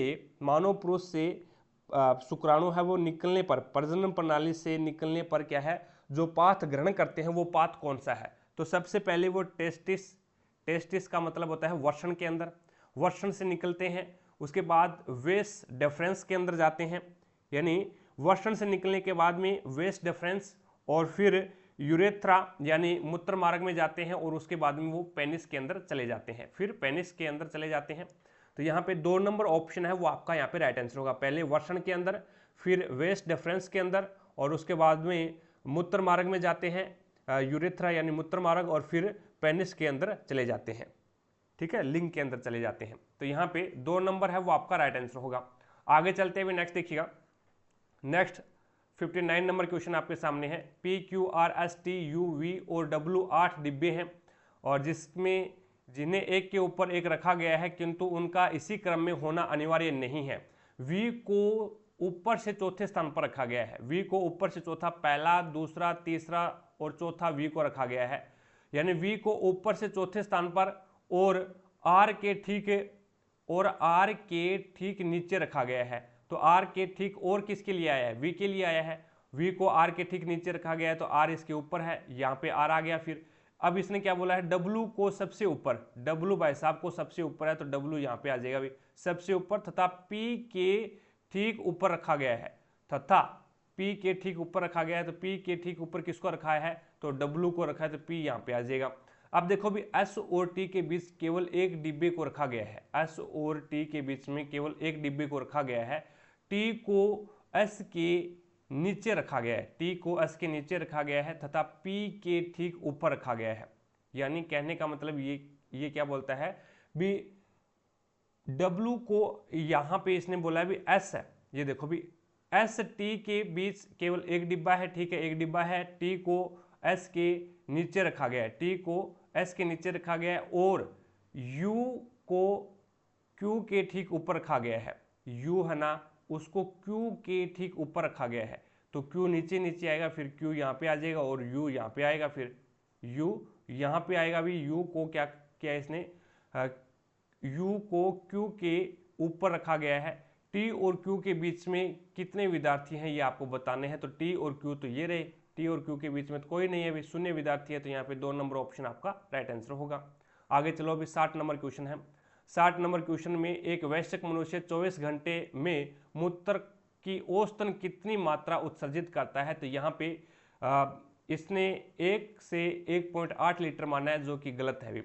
यानी 1 से 1.5 लीटर होगा। और ये 10th क्लास में आप देख लेना, 10th क्लास एनसीईआरटी में, और 11th क्लास एनसीईआरटी बायोलॉजी में देख लेना, 1 से 1.5 लीटर दे रखा है, ठीक है। तो यहाँ पे 2 नंबर ऑप्शन इसका करेक्ट होगा। अभी इट्स ओके। तो यहाँ पे इस क्वेश्चन में रीट लगी हुई है, तो ये ऑप्शन पहला गलत होगा भी। 1 से 1.5 लीटर, यानी 11th और 10th एनसीईआरटी में 1 से 1.5 लीटर दे रखा है। और आपको विश्वास नहीं हो तो आप गूगल के ऊपर सर्च मार के देख लेना। बाकी आपके पास में अगर 10th की एनसीईआरटी और 11th की एनसीईआरटी है तो उसमें भी देख लेना, 1 से 1.5 लीटर दे रखा है। आगे देखो भी 61 नंबर क्वेश्चन आपके सामने है। ऐसी कितनी संख्याएं हैं जिसके ठीक पहले प्रतीक है। यहाँ पे पहले तो प्रतीक आएगा, फिर क्या आएगा, संख्या आएगी, और उसके बाद में विषम संख्या आएगी। तो पहले प्रतीक आना चाहिए, फिर संख्या आनी चाहिए, और फिर क्या आना चाहिए, विषम संख्या आनी चाहिए। तो यहाँ पे पहले प्रतीक, फिर संख्या और फिर विषम। तो एक तो ये हो गया, दूसरा ये हो गया, यानी प्रतीक, संख्या और विषम।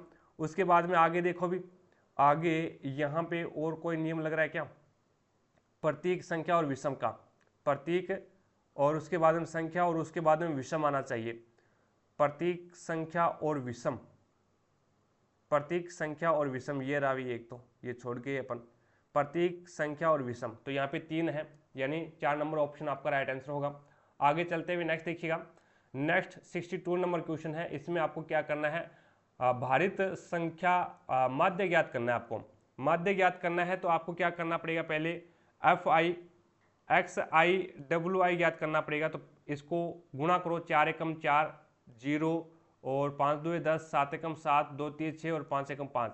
अब इनको क्या करो, आप ऐड करोगे तो यहाँ पे 4 और 10 14, 14 और 7 21, 21 और 6 21 और 6 27, और 27 और 5 32। तो यहाँ पे इसका मान 32 आ गया। अब इसका मान ऐड करो, आप इसको ऐड करो, 5 और 3 यानी 1 और 2 3, 3 और 1 4, 4 3 7, और 7 और 5 12, ये आ गया 12। तो आपको पता है भी सिग्मा FI XI अपॉन में क्या होता है, सिग्मा FI होता है। सिग्मा FI XI का मान आपके पास में क्या है, 32 है, और सिग्मा FI का मान आपके पास में 12 है। तो ये आपके पास में 12 3 36 ज़्यादा हो जाते हैं, 12 2 24, तो लगभग 2 पॉइंट कुछ आएगा। तो एक ही ऑप्शन है आपके पास में 2.66, 3 नंबर ऑप्शन आपका राइट आंसर होगा। आगे चलते हुए नेक्स्ट देखिएगा, 63 नंबर क्वेश्चन आपके सामने है। इसने बोला है भी उस घनाभ का आयतन ज्ञात कीजिए जिसकी लंबाई 12 10 और 15 है। घनाभ का आयतन का फॉर्मूला क्या होता है, लंबाई इंटू चौड़ाई इंटू ऊंचाई होता है। तो यहाँ पे 12 इंटू 10 इंटू 15, और 10 और 15 को गुणा करोगे तो 150 हो गया। 150 को 12 से गुणा करो, 12 5 60 6, और 12 कम 12 और 6 18। तो यहाँ पे 18 मीटर की क्यूब आ जाएगा, यानी 1800 मीटर की क्यूब, यानी 3 नंबर ऑप्शन है वो आपका यहाँ पे राइट आंसर होगा। आगे चलते हुए नेक्स्ट देखिएगा, एक आपसे छोटी सी रिक्वेस्ट है भी, अगर आप चैनल पर नहीं है तो पहली बात तो ये भी आप चैनल को सब्सक्राइब करें। सारे के सारे जिसने भी चैनल को सब्सक्राइब नहीं कर रखा है तो एक बार सभी चैनल को सब्सक्राइब करेंगे भी, ताकि जैसे ही नेक्स्ट वीडियो डालें तो उसका नोटिफिकेशन सबसे पहले आपके पास पहुंचे और आप तुरंत उसका लाभ उठा सको। ठीक है, और पास में लगे बेल आइकन को भी दबा लेना भी। और वीडियो आपको अच्छी लग रही है, क्लास आपको अच्छी लग रही है तो दिल से लाइक करना भी, ताकि हमारा भी मोटिवेशन बना रहे। और ज़्यादा से ज़्यादा शेयर करना अपने सभी दोस्तों के साथ में, ताकि सभी दोस्तों को क्लास का लाभ मिले भी, उनको भी पता चले भी ग्रुप डी में किस लेवल के क्वेश्चन आ रहे हैं, किस लेवल के क्वेश्चन पूछे जाते हैं, और उसको किस प्रकार से अपन सॉल्यूशन कर सकते हैं। आगे चलते भी, अगर वीडियो की स्पीड आपको अगर ज़्यादा लग रही है तो आप है वो यूट्यूब सेटिंग में जाकर के आप अपने हिसाब से उसको क्या है स्लो भी कर सकते हैं, और आप अगर आपको स्लो लग रही है स्पीड तो आप उसको क्या है हाई भी कर सकते हैं, आप उसको अपने अकॉर्डिंग कर सकते हैं। आगे चलते हैं 64 नंबर क्वेश्चन देखो भी, ABCDEFG और H एक वर्गाकार मेज के चारों ओर बैठे हैं। ठीक है, तो 8 कैंडिडेट हैं, तो 4 तो इसके बीच में बैठेंगे और 4 ही कोनों पे बैठेंगे। तो ये लो 8 सीट अपन ने बना दी। उनमें से कुछ कोनों पे बैठे हैं और कुछ भुजाओं के मध्य में बैठे हैं। ई है वो किसी एक भुजा पर बैठा है, तो ई किसी एक भुजा पे बैठा है, तो यहाँ पे मैंने बिठा दिया। और बी और डी दोनों के ठीक बगल में बैठा है, तो बी और डी दोनों के ठीक बगल में बिठा दिया। इट्स ओके, कोई दिक्कत नहीं है। आगे देखो भी, इसने क्या बोला है, सी है वो डी के सामने बैठा है, तो सी डी के सामने बैठा है, तो डी का सामना यहाँ पे होगा विकर्ण रूप से, यहाँ पे कौन आएगा, सी आएगा। उसके बाद में इसने क्या बोला है, एच है वो बी के सामने बैठा है, तो एच बी के सामने विकर्ण रूप से एच यहाँ पे आ जाएगा। अब इसने बोला है जी है वो ई के बाईं ओर, जी है ना वो ई के बाईं ओर दूसरे स्थान पर है, तो ई का बायां ये होगा बाएं और दूसरे स्थान पे पहले पे डी बैठा है तो दूसरे पे जी बैठ जाएगा। अब इसने क्या बोला है, और यानी जी है वो ई के बाईं और दूसरे स्थान पर है और डी के बाईं और ठीक बगल में है, तो डी के बाईं और ठीक बगल में जी है, एकदम सही है, कोई दिक्कत नहीं है। आगे देखो भी एफ जी के ठीक सामने बैठा है, एफ है ना वो जी के ठीक सामने बैठा है। अब इसने क्या बोला है, निम्न में से कौन ए के ठीक सामने बैठा है, तो ए यहाँ पे कृषि एक बच्ची है, चेरी एक बच्ची है, सीटी एक बच्ची है और ये ई के सामने बैठा है, तो यहाँ पे आपका 2 नंबर ऑप्शन राइट हो जाएगा। आगे चलते हुए 65 नंबर क्वेश्चन देखो, अभी बढ़िया क्वेश्चन है, बढ़िया तरीके से समझना। The SI unit of resistance is equivalent, कहने का मतलब है प्रतिरोध का एसआई यूनिट क्या है। प्रतिरोध की एसआई यूनिट वैसे ओम होती है भी, और अपन ओम के नियम से ज्ञात करेंगे। V बराबर क्या होता है, आई आर होता है। V बराबर क्या होता है, आई आर होता है। R बराबर क्या हो जाएगा, R बराबर V अपॉन में I हो गया। R बराबर क्या होगा, V अपॉन में I होगा। V की इकाई क्या होती है, वोल्ट होती है, V को वोल्ट होती है, और I की इकाई क्या होती है, तो यहाँ पे होता है एम्पियर। I की इकाई क्या होती है, एम्पियर होती है, यानी A से डिनोट कर दिया। यानी V वोल्ट के अंदर मापा जाता है और धारा है वो एम्पियर के अंदर मापी जाती है। तो अपन बता सकते हैं भी प्रतिरोध की जो एसआई इकाई है वो वोल्ट बटे एम्पियर हो जाएगी, वोल्ट बटे एम्पियर, यानी यहाँ पे 4 नंबर ऑप्शन है वो आपका यहाँ पे राइट आंसर होगा। तो आप इस प्रकार से भी ज्ञात कर सकते हैं। अगर ये नहीं दिया हुआ तो इसका ओम होता है भी, इसका क्या होता है, प्रतिरोध का मात्रक होता है OHM, ओम होता है, और यहाँ पे प्रतिरोधकता का मात्रक क्या होता है, ओम मीटर होता है। आगे चलते हुए कल वाले क्वेश्चन में यही आया था भी, प्रतिरोधकता का मात्रक बताओ तो ओम मीटर हो जाएगा। ठीक है, आगे चलो भी 66 नंबर क्वेश्चन क्या है, निम्नलिखित में से कौन सा सही कथन की पहचान करनी है आपको। सही कथन कौन सा है ये आपको बताना है। किसी बिंदु पर चुंबकीय क्षेत्र की दिशा, कोई भी बिंदु है उस बिंदु पर चुंबकीय क्षेत्र की दिशा ज्ञात करने के लिए चुंबकीय दिक् सूचक रखकर ज्ञात की जाती है, एकदम सही है। अगर चुंबकीय क्षेत्र की दिशा ज्ञात करना है तो आपको क्या है, वहां पे दिक् सूचक सुई रखना पड़ेगा, कंपास रखना पड़ेगा, तो ये आपको क्या है, चुंबकीय क्षेत्र की दिशा का पता लग जाएगा, तो पहला सही है। दूसरा देखो भी बी क्या है, एक स्वतंत्र रूप से निलंबित चुंबकीय सुई उत्तर पूर्व दिशा को इंगित करती है, उत्तर पूर्व की दिशा को इंगित नहीं करती, उत्तर दक्षिण को इंगित करती है, तो ये गलत हो जाएगा। अगला है चुंबकीय क्षेत्र रेखाएं चुंबक के ध्रुवों के निकट संघन होती है। चुंबकीय क्षेत्र रेखाएं हैं वो पोल के ऊपर है वो संघन होती है, पोल के ऊपर संघन होती है, एकदम सही है, और मध्य के अंदर है वो कमजोर होती है।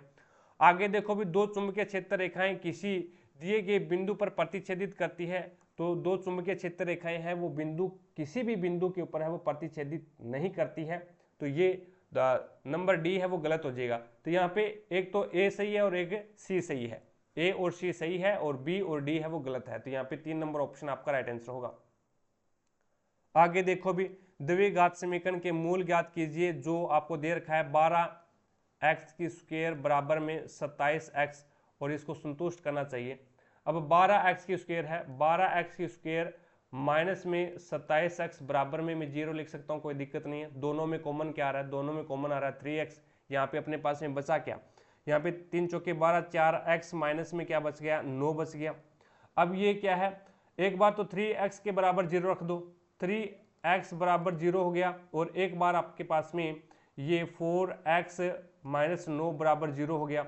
अब ये क्या है, माइनस का 9 है, दूसरी साइड में जाएगा तो ये प्लस का हो जाएगा, तो अपने पास में 4x बराबर 9 बन गया, और ये x बराबर क्या आ जाएगा, तो ये गुणा में है, दूसरी साइड में जाएगा तो ये भाग में चला जाएगा, तो अपने पास में 9/4 आ गया। एक x का मान 9/4 आ गया, यहाँ पे रखेंगे तो ये क्या है, गुणा में है 3, दूसरी साइड में जाएगा तो ये भाग में चला जाएगा, तो ये अपने पास में x बराबर क्या आ जाएगा, 0/3। अब 0 के अंदर 3 का भाग देना है तो ये 0 बार चला जाएगा, तो यहाँ पे एक x का मान क्या आ गया, एक x का मान 0 आ गया और एक x का मान 9/4 आ गया, तो 0 और 9/4 जो कि इस समीकरण को क्या है, संतुष्ट कर रहे हैं, यानी 2 नंबर ऑप्शन आपका राइट आंसर होगा। आगे देखो भी नेक्स्ट सरल करना है आपको।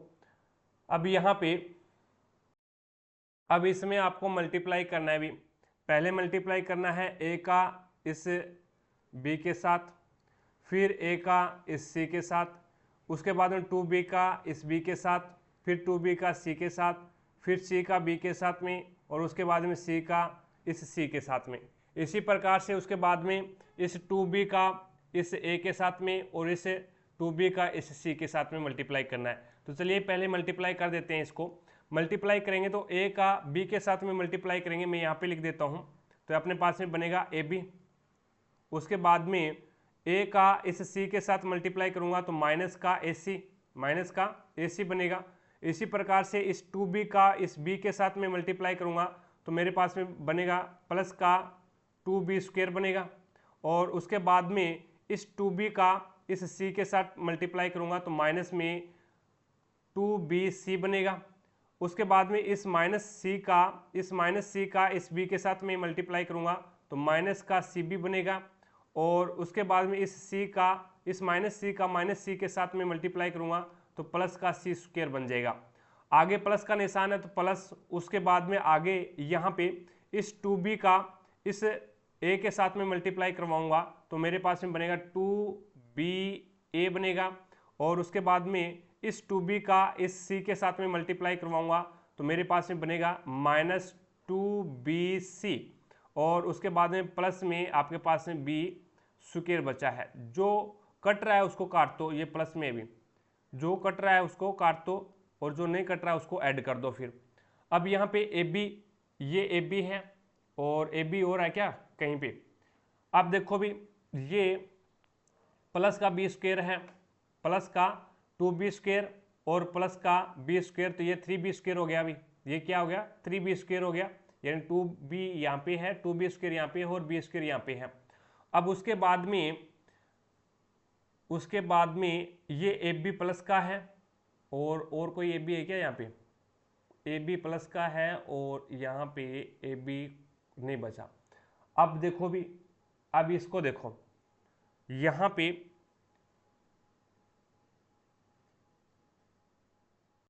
अब अपने पास में ये है ना भाई, AB को लिखो चाहे BA लिखो, ये 2AB है और ये AB है, तो ये कितना बच गया अपने पास में, कितना हो गया 3AB हो गया। ये 3AB हो गया अपने पास में भी, AB ये है और 2AB ये है तो 3AB हो गया। इसी प्रकार से माइनस का AC, माइनस का पहले इसको ऐड करो, ये माइनस का 2BC है, माइनस का क्या है 2BC है और ये भी माइनस का 2BC है, ये भी क्या है माइनस का 2BC है और यहाँ पे ये रहा एक माइनस का BC, तो 2BC ये रहे और 2BC ये रहे और एक ये रहा, तो ये कितने हो गए माइनस के 5BC, माइनस के 5BC हो गए। यानी यहाँ पे मैंने ये CB लिख दिया या फिर BC लिख दो, एक ही बात है, कोई दिक्कत नहीं है।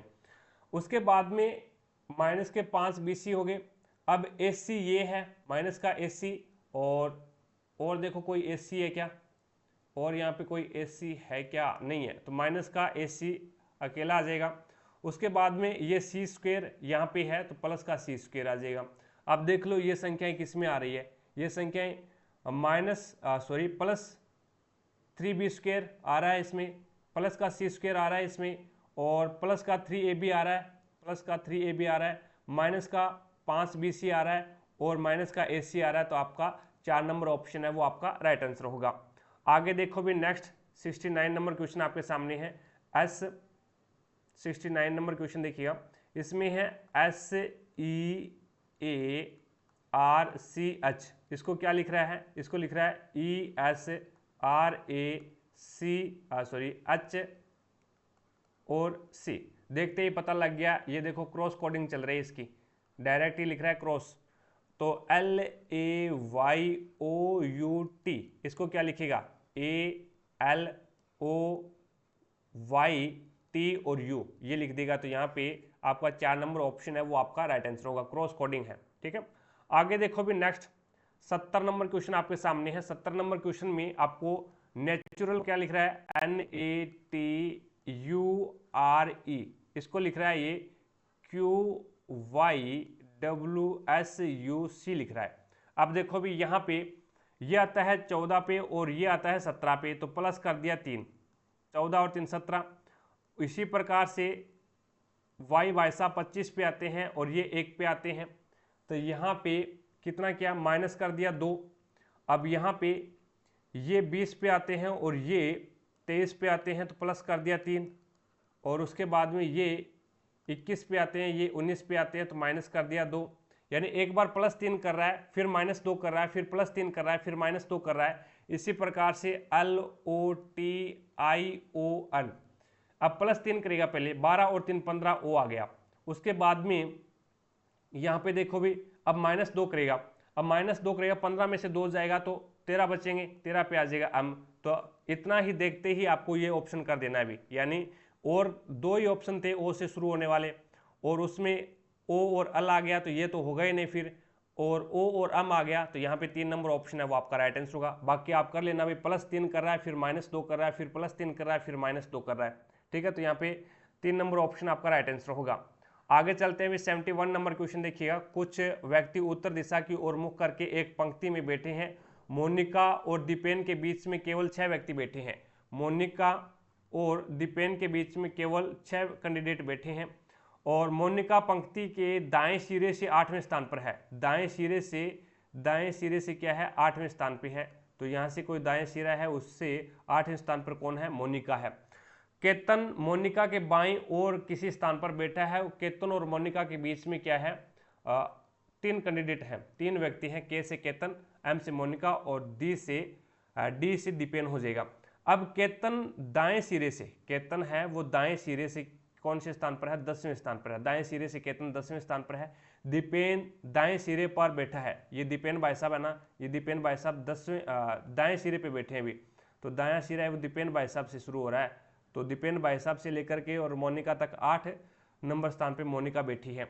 अब इसने क्या बोला है, आगे देखो, आगे अब इसने बोला है 10वें स्थान पर बैठा है, दीपेन दाएं सिरे पर बैठा है। यदि पंक्ति में कोई अन्य व्यक्ति नहीं बैठा है तो पंक्ति में बैठे व्यक्तियों की कुल संख्या आपको ज्ञात करनी है।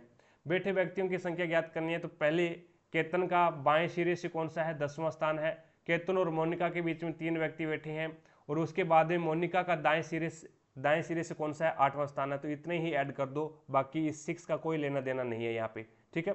अब देखो भी 10 और 3 13, 13 और 8 21, तो यहाँ पे आपका टोटल व्यक्ति कितने हो गए, 21, यानी 3 नंबर ऑप्शन है वो आपका राइट आंसर होगा। इस 6 का लेना देना क्यों नहीं है, क्योंकि यहाँ से और मोनिका तक अपने को क्या है, 8वें स्थान मिल गया है। मोनिका का 8वां स्थान मिल गया दाएं से, तो अपने को इससे कोई लेना देना नहीं है, ठीक है।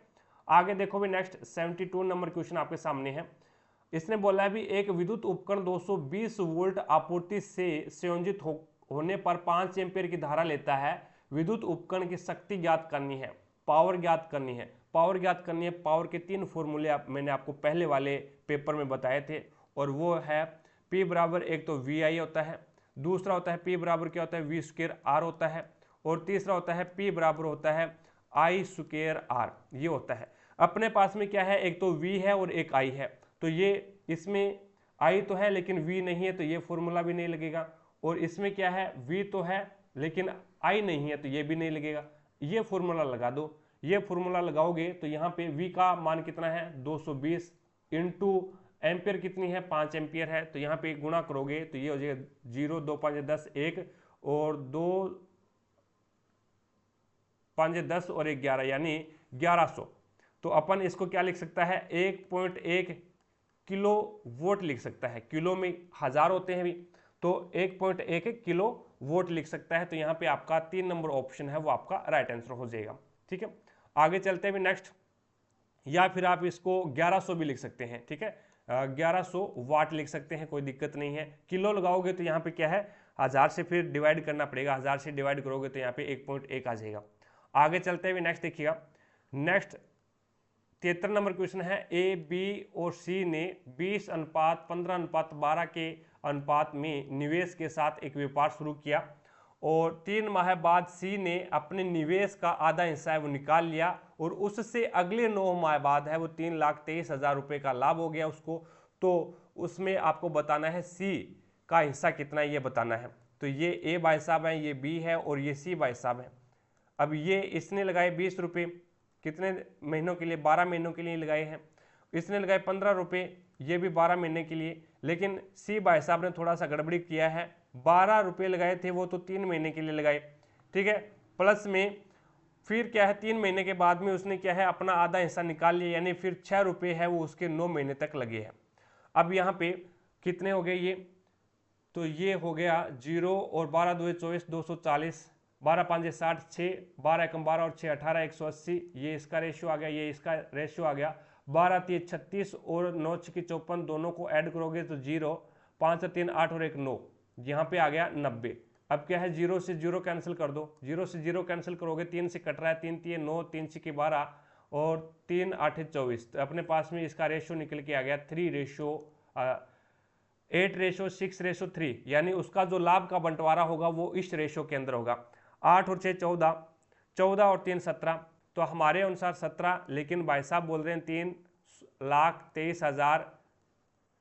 3,23,000, तो एक की वैल्यू निकालो, तो 17 एकम 17 बच गया कितना, 17 एकम 17, 32 में से 17 निकालोगे, 32 में से 17 निकालोगे 5 और यहाँ पे 1, यानी 15 बच गया, उतार लिया 3, 153 हो गया।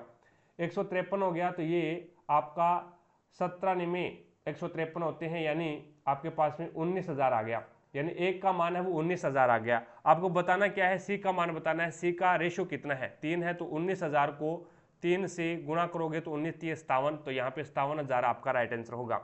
आगे चलते हुए नेक्स्ट देखिएगा, 74 नंबर क्वेश्चन आपके सामने है। 74 नंबर क्वेश्चन में इसने बोला है कितने व्यक्ति पास्ता खाते हैं लेकिन डोनट नहीं खाते। तो डोनट वाला ये है भाई, डोनट वाला ये सर्कल, इस सर्कल में नहीं जाना चाहिए। पास्ता खाते हैं, डोनट वाले में नहीं जाना चाहिए, इस वाले में आ जाओ कोई दिक्कत नहीं है, लेकिन डोनट वाले में नहीं जाना चाहिए। तो पास्ता 50 तो ये रही, पास्ता वाले 50 तो यहाँ पे है, खुद में है, और उसके बाद में 12 ये है, दोनों में कॉमन है, तो ये 12 आगे, 2 और 6 यानी 62, तो एक नंबर ऑप्शन है वो आपका राइट आंसर होगा। आगे चलते हुए नेक्स्ट देखिए, 75 नंबर क्वेश्चन आपके सामने है। इसने बोला है ABCDEF G और H वर्गाकार मेज के चारों ओर बैठे हैं, 8 कैंडिडेट हैं, तो 4 बीच में बैठेंगे और 4 क्या है, कोनों पे बैठेंगे। ये लोग 4 कोनों पे बिठा दिए और 4 बीच में आ गए, ठीक है। अब इसने क्या बोला है, ए है वो एक कोने पर बैठा है, ए है वो एक कोने पे बैठा है, मैंने ए को यहाँ पे बिठा दिया, तथा ई और एफ के ठीक बगल में बैठा है, तो ई और एफ के ठीक बगल में बैठा है, कोई दिक्कत नहीं है। अब इसने बोला डी है वो ए के ठीक सामने बैठा है, डी है वो ए के ठीक सामने बैठा है, तो यहाँ पे विकर्ण रूप से सामने बैठेगा, और बी के बाईं और ठीक बगल में है। अब ये और किसके लिए आया है, इस डी के लिए आया है, डी है ना वो बी के बाईं और ठीक बगल में है, तो बी को मैं यहाँ पे बिठाऊंगा, तभी बी का बायां ये होगा, ठीक बगल में डी आ जाएगा, कोई दिक्कत नहीं है।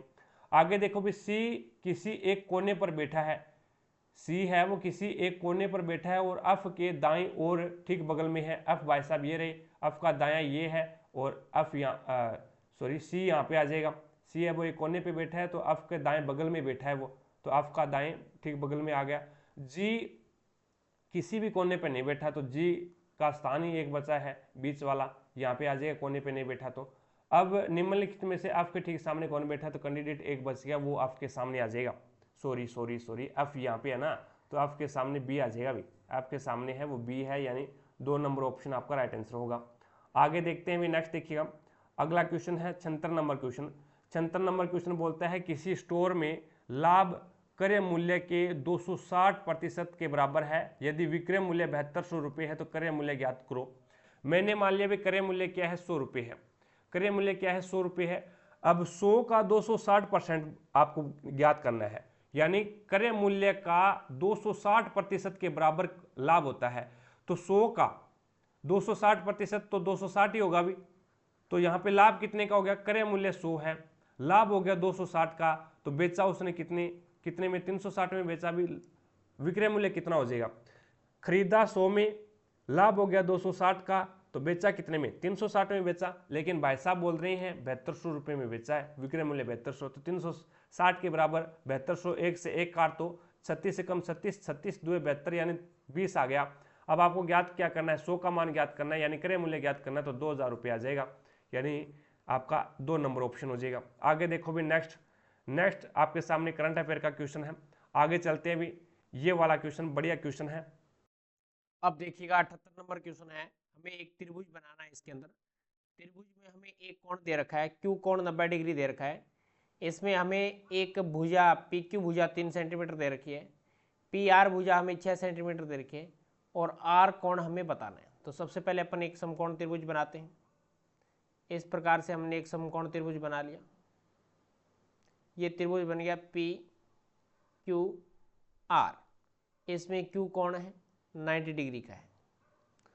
अब इसने पी आर भुजा 6 सेंटीमीटर दे रखी है, 6 सेंटीमीटर है। पी क्यू भुजा इसने 3 सेंटीमीटर दे दिया। अब पूछा ये कौन है, पी आर क्यू, यानी ये कौन पूछा है, ये कौन अपन थीटा मान लेते हैं। तो अब देखो, एक तो लंब दे दिया, एक हमें क्या दे दिया, कर्ण दे दिया। लंब और कर्ण किस में रिलेशन होता है, लाल बट्टे काका से, एल ए एल डबल के ए लंब बटा कर्ण साइन में होता है, तो अपन यहाँ पे लगाएंगे साइन थीटा। क्या लगाएंगे भी, साइन थीटा।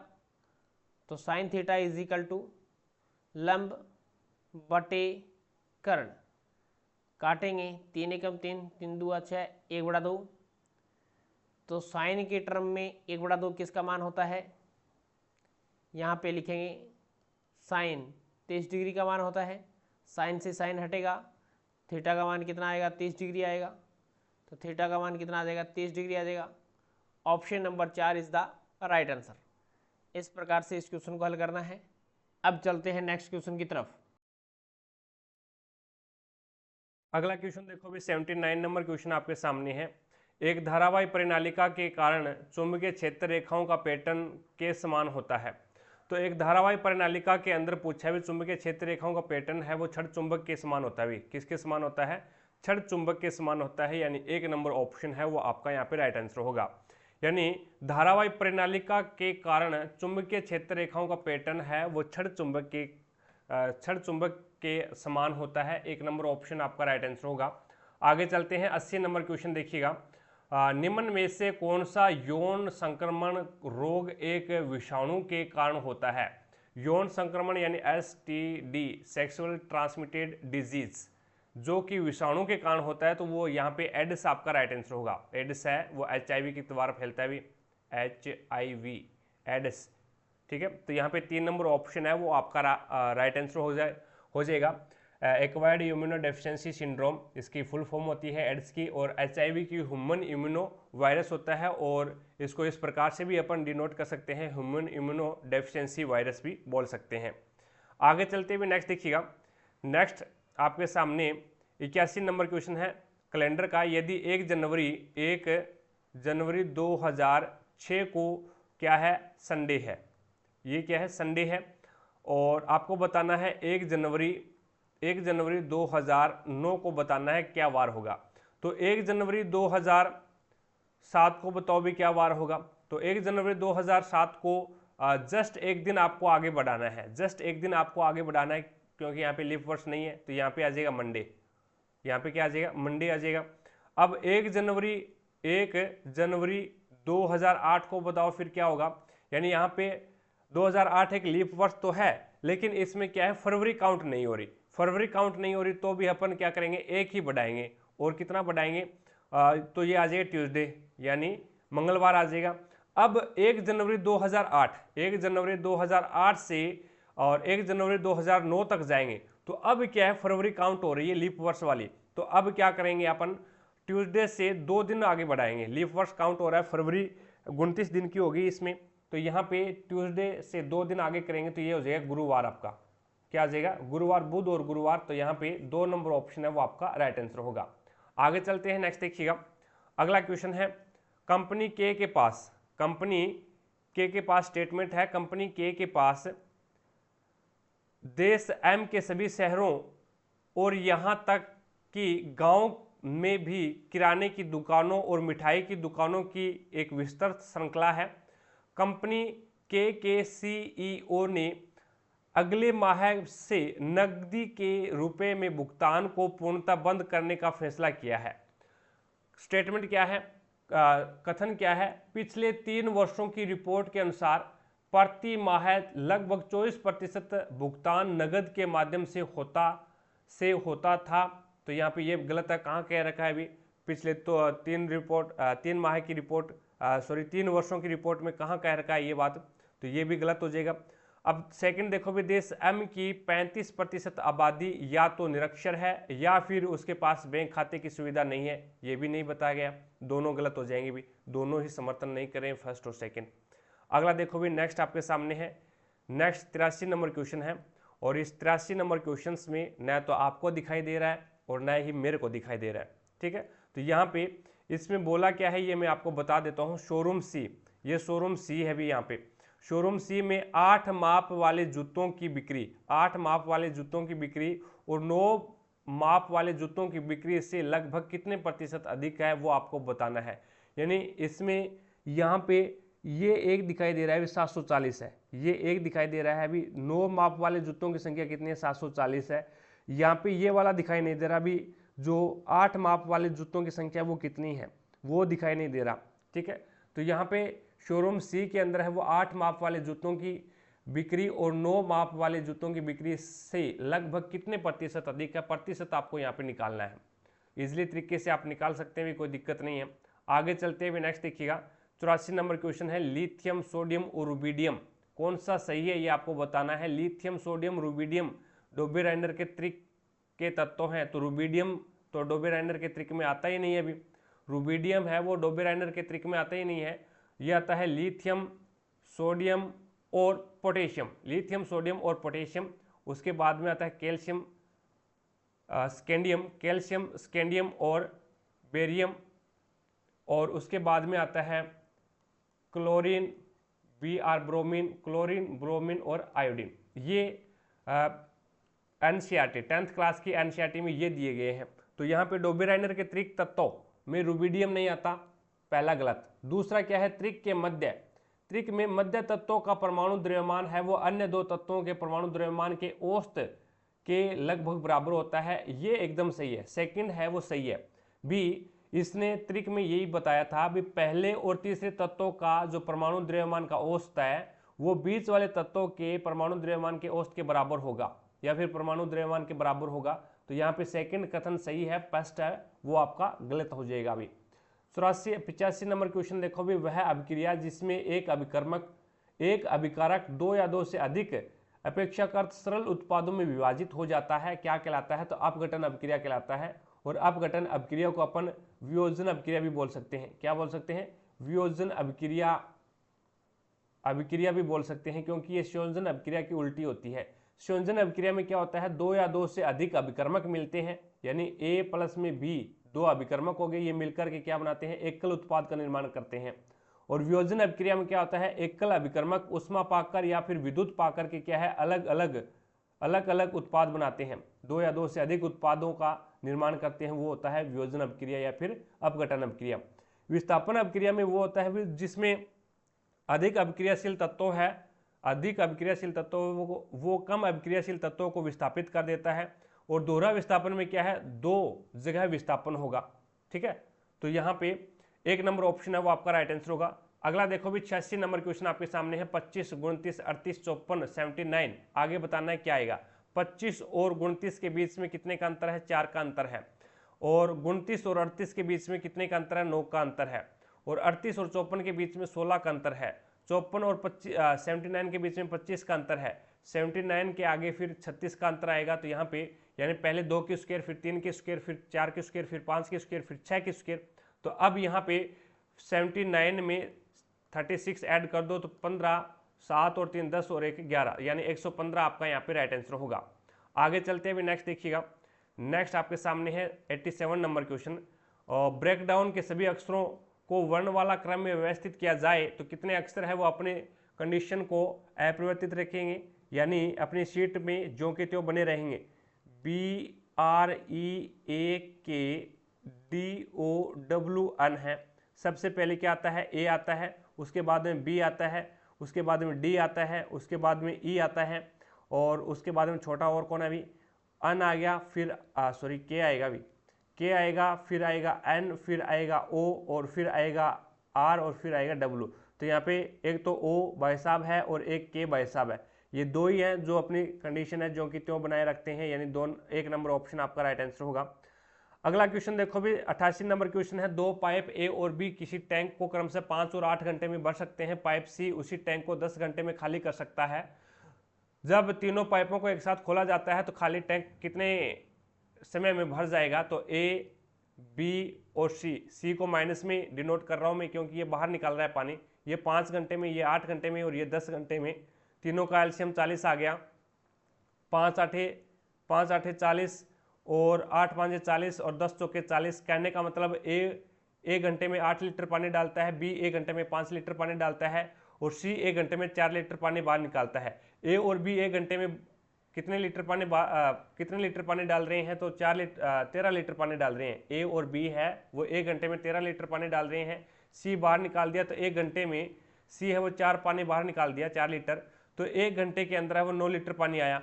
पानी आपको डालना है कितना है? 40। 40 में 9 का भाग दे दो, 9 चौके 36 और 36 40 में से 37 जाएंगे तो 4 बच जाएंगे, तो 4 सही 4/9 घंटे, यानी 2 नंबर ऑप्शन है वो आपका राइट आंसर होगा। आगे देखो भी, नेक्स्ट आपके सामने है अगला क्वेश्चन देखिएगा। 89 नंबर क्वेश्चन क्या बोलता है? एक ताप दीप्त बल्ब का फिलामेंट बनाने हेतु सर्वाधिक उपयुक्त पदार्थ क्या होना चाहिए? तो टंगस्टन आपका राइट आंसर होगा, यानी 3 नंबर ऑप्शन है वो आपका यहाँ पे राइट आंसर होगा। एक ताप दीप्त बल्ब का फिलामेंट बनाना है तो सर्वाधिक उपयुक्त पदार्थ वो टंगस्टन होगा, 3 नंबर ऑप्शन। आगे देखो भी, 90 नंबर क्वेश्चन है वो आपको गुणा भाग करना है। तो पहले यहाँ पे इसका क्या करो, गुणा कीजिएगा और उसके बाद में ये इसको घटा देना और उसके बाद में जो यहाँ से रिजल्ट निकल के आए उसको क्या है यहाँ पे रख करके उसको ऐड कर देना। ठीक है, यही करना है और निकटतम मान ही आपके पास में आएगा और वो ही आपका आंसर होगा भी। आगे चलते हैं, 91 नंबर क्वेश्चन देखो भी आपके सामने है, एक आसान सा क्वेश्चन है। उर्वरकों के संबंध में निम्न में से कौन सा कथन गलत है ये आपको बताना है। ये बारिश या फिर सिंचाई के पानी के साथ बह जाते हैं, एकदम सही है। इसका संगठन पोषकों की पूर्व निर्धारित मात्रा के आधार पर होता है। इसका जो संगठन है वो पोषकों की पूर्व निर्धारित यानी पहले की जो निर्धारित मात्रा है उसके आधार पर होता है, ये भी एकदम सही है।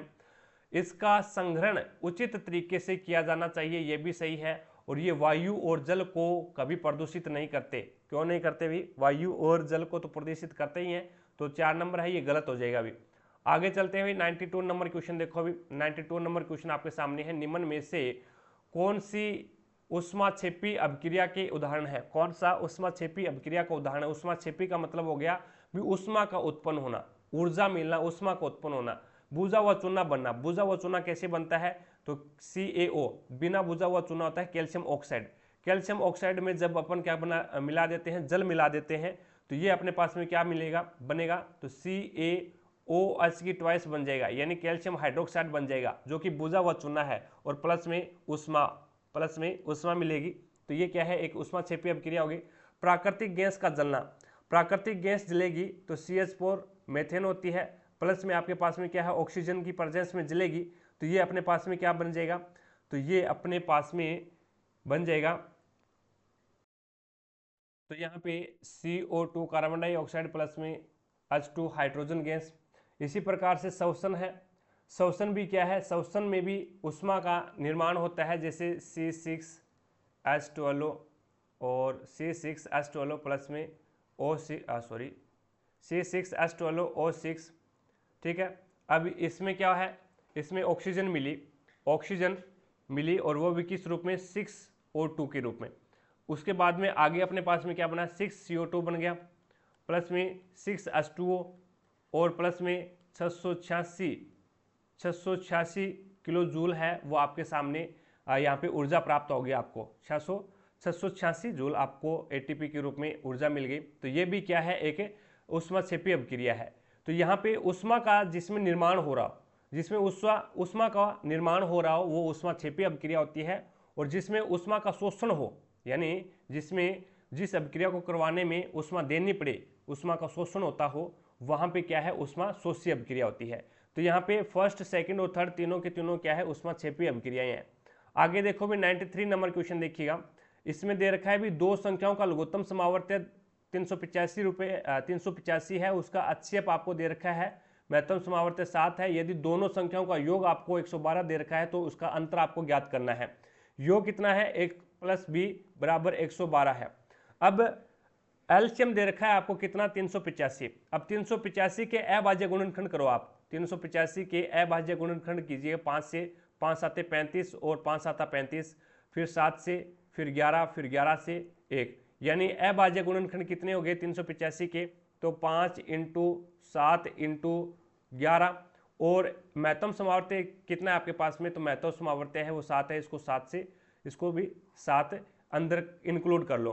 अब यहाँ पे देखो भी, अब वो संख्या आपको ज्ञात करनी है, तो ऐसे इसमें से इतनी संख्या में से, यानी ये क्या है, एलसीएम भी है और ये एचसीएफ भी है, ठीक है, इंक्लूड है, यानी मैं बोल सकता हूँ L plus B, L into B बोल सकता हूँ इसको, या फिर एलसीएम इंटू एचसीएफ भी बोल सकता हूँ, कोई दिक्कत नहीं है।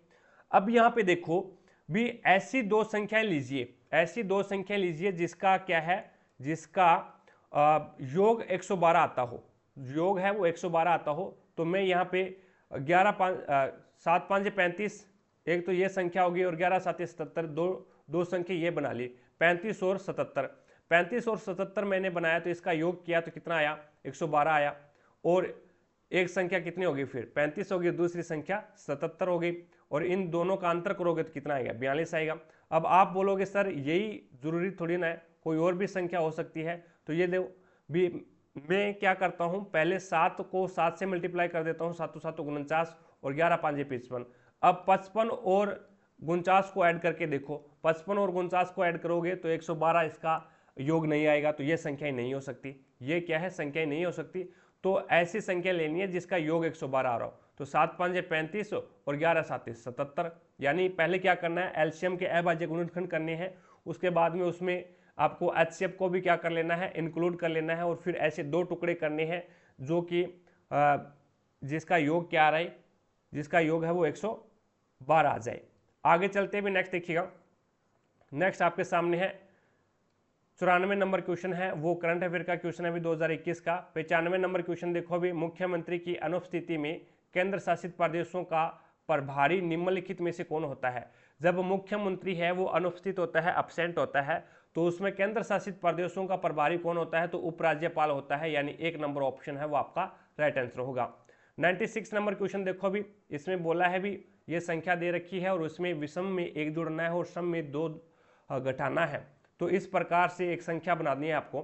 तो सम के अंदर आपको 2 घटाने हैं, तो 2 घटाने हैं, तो 4 में से 2 घटाएंगे, 6 में से 2 घटाएंगे, 8 में से 2 घटाएंगे, और 1 में 1 जोड़ेंगे, और उसके बाद में 3 में 1 जोड़ेंगे, 4 में 2 घटाएंगे, 2 में 2 घटाएंगे, तो 0 आ जाएगा।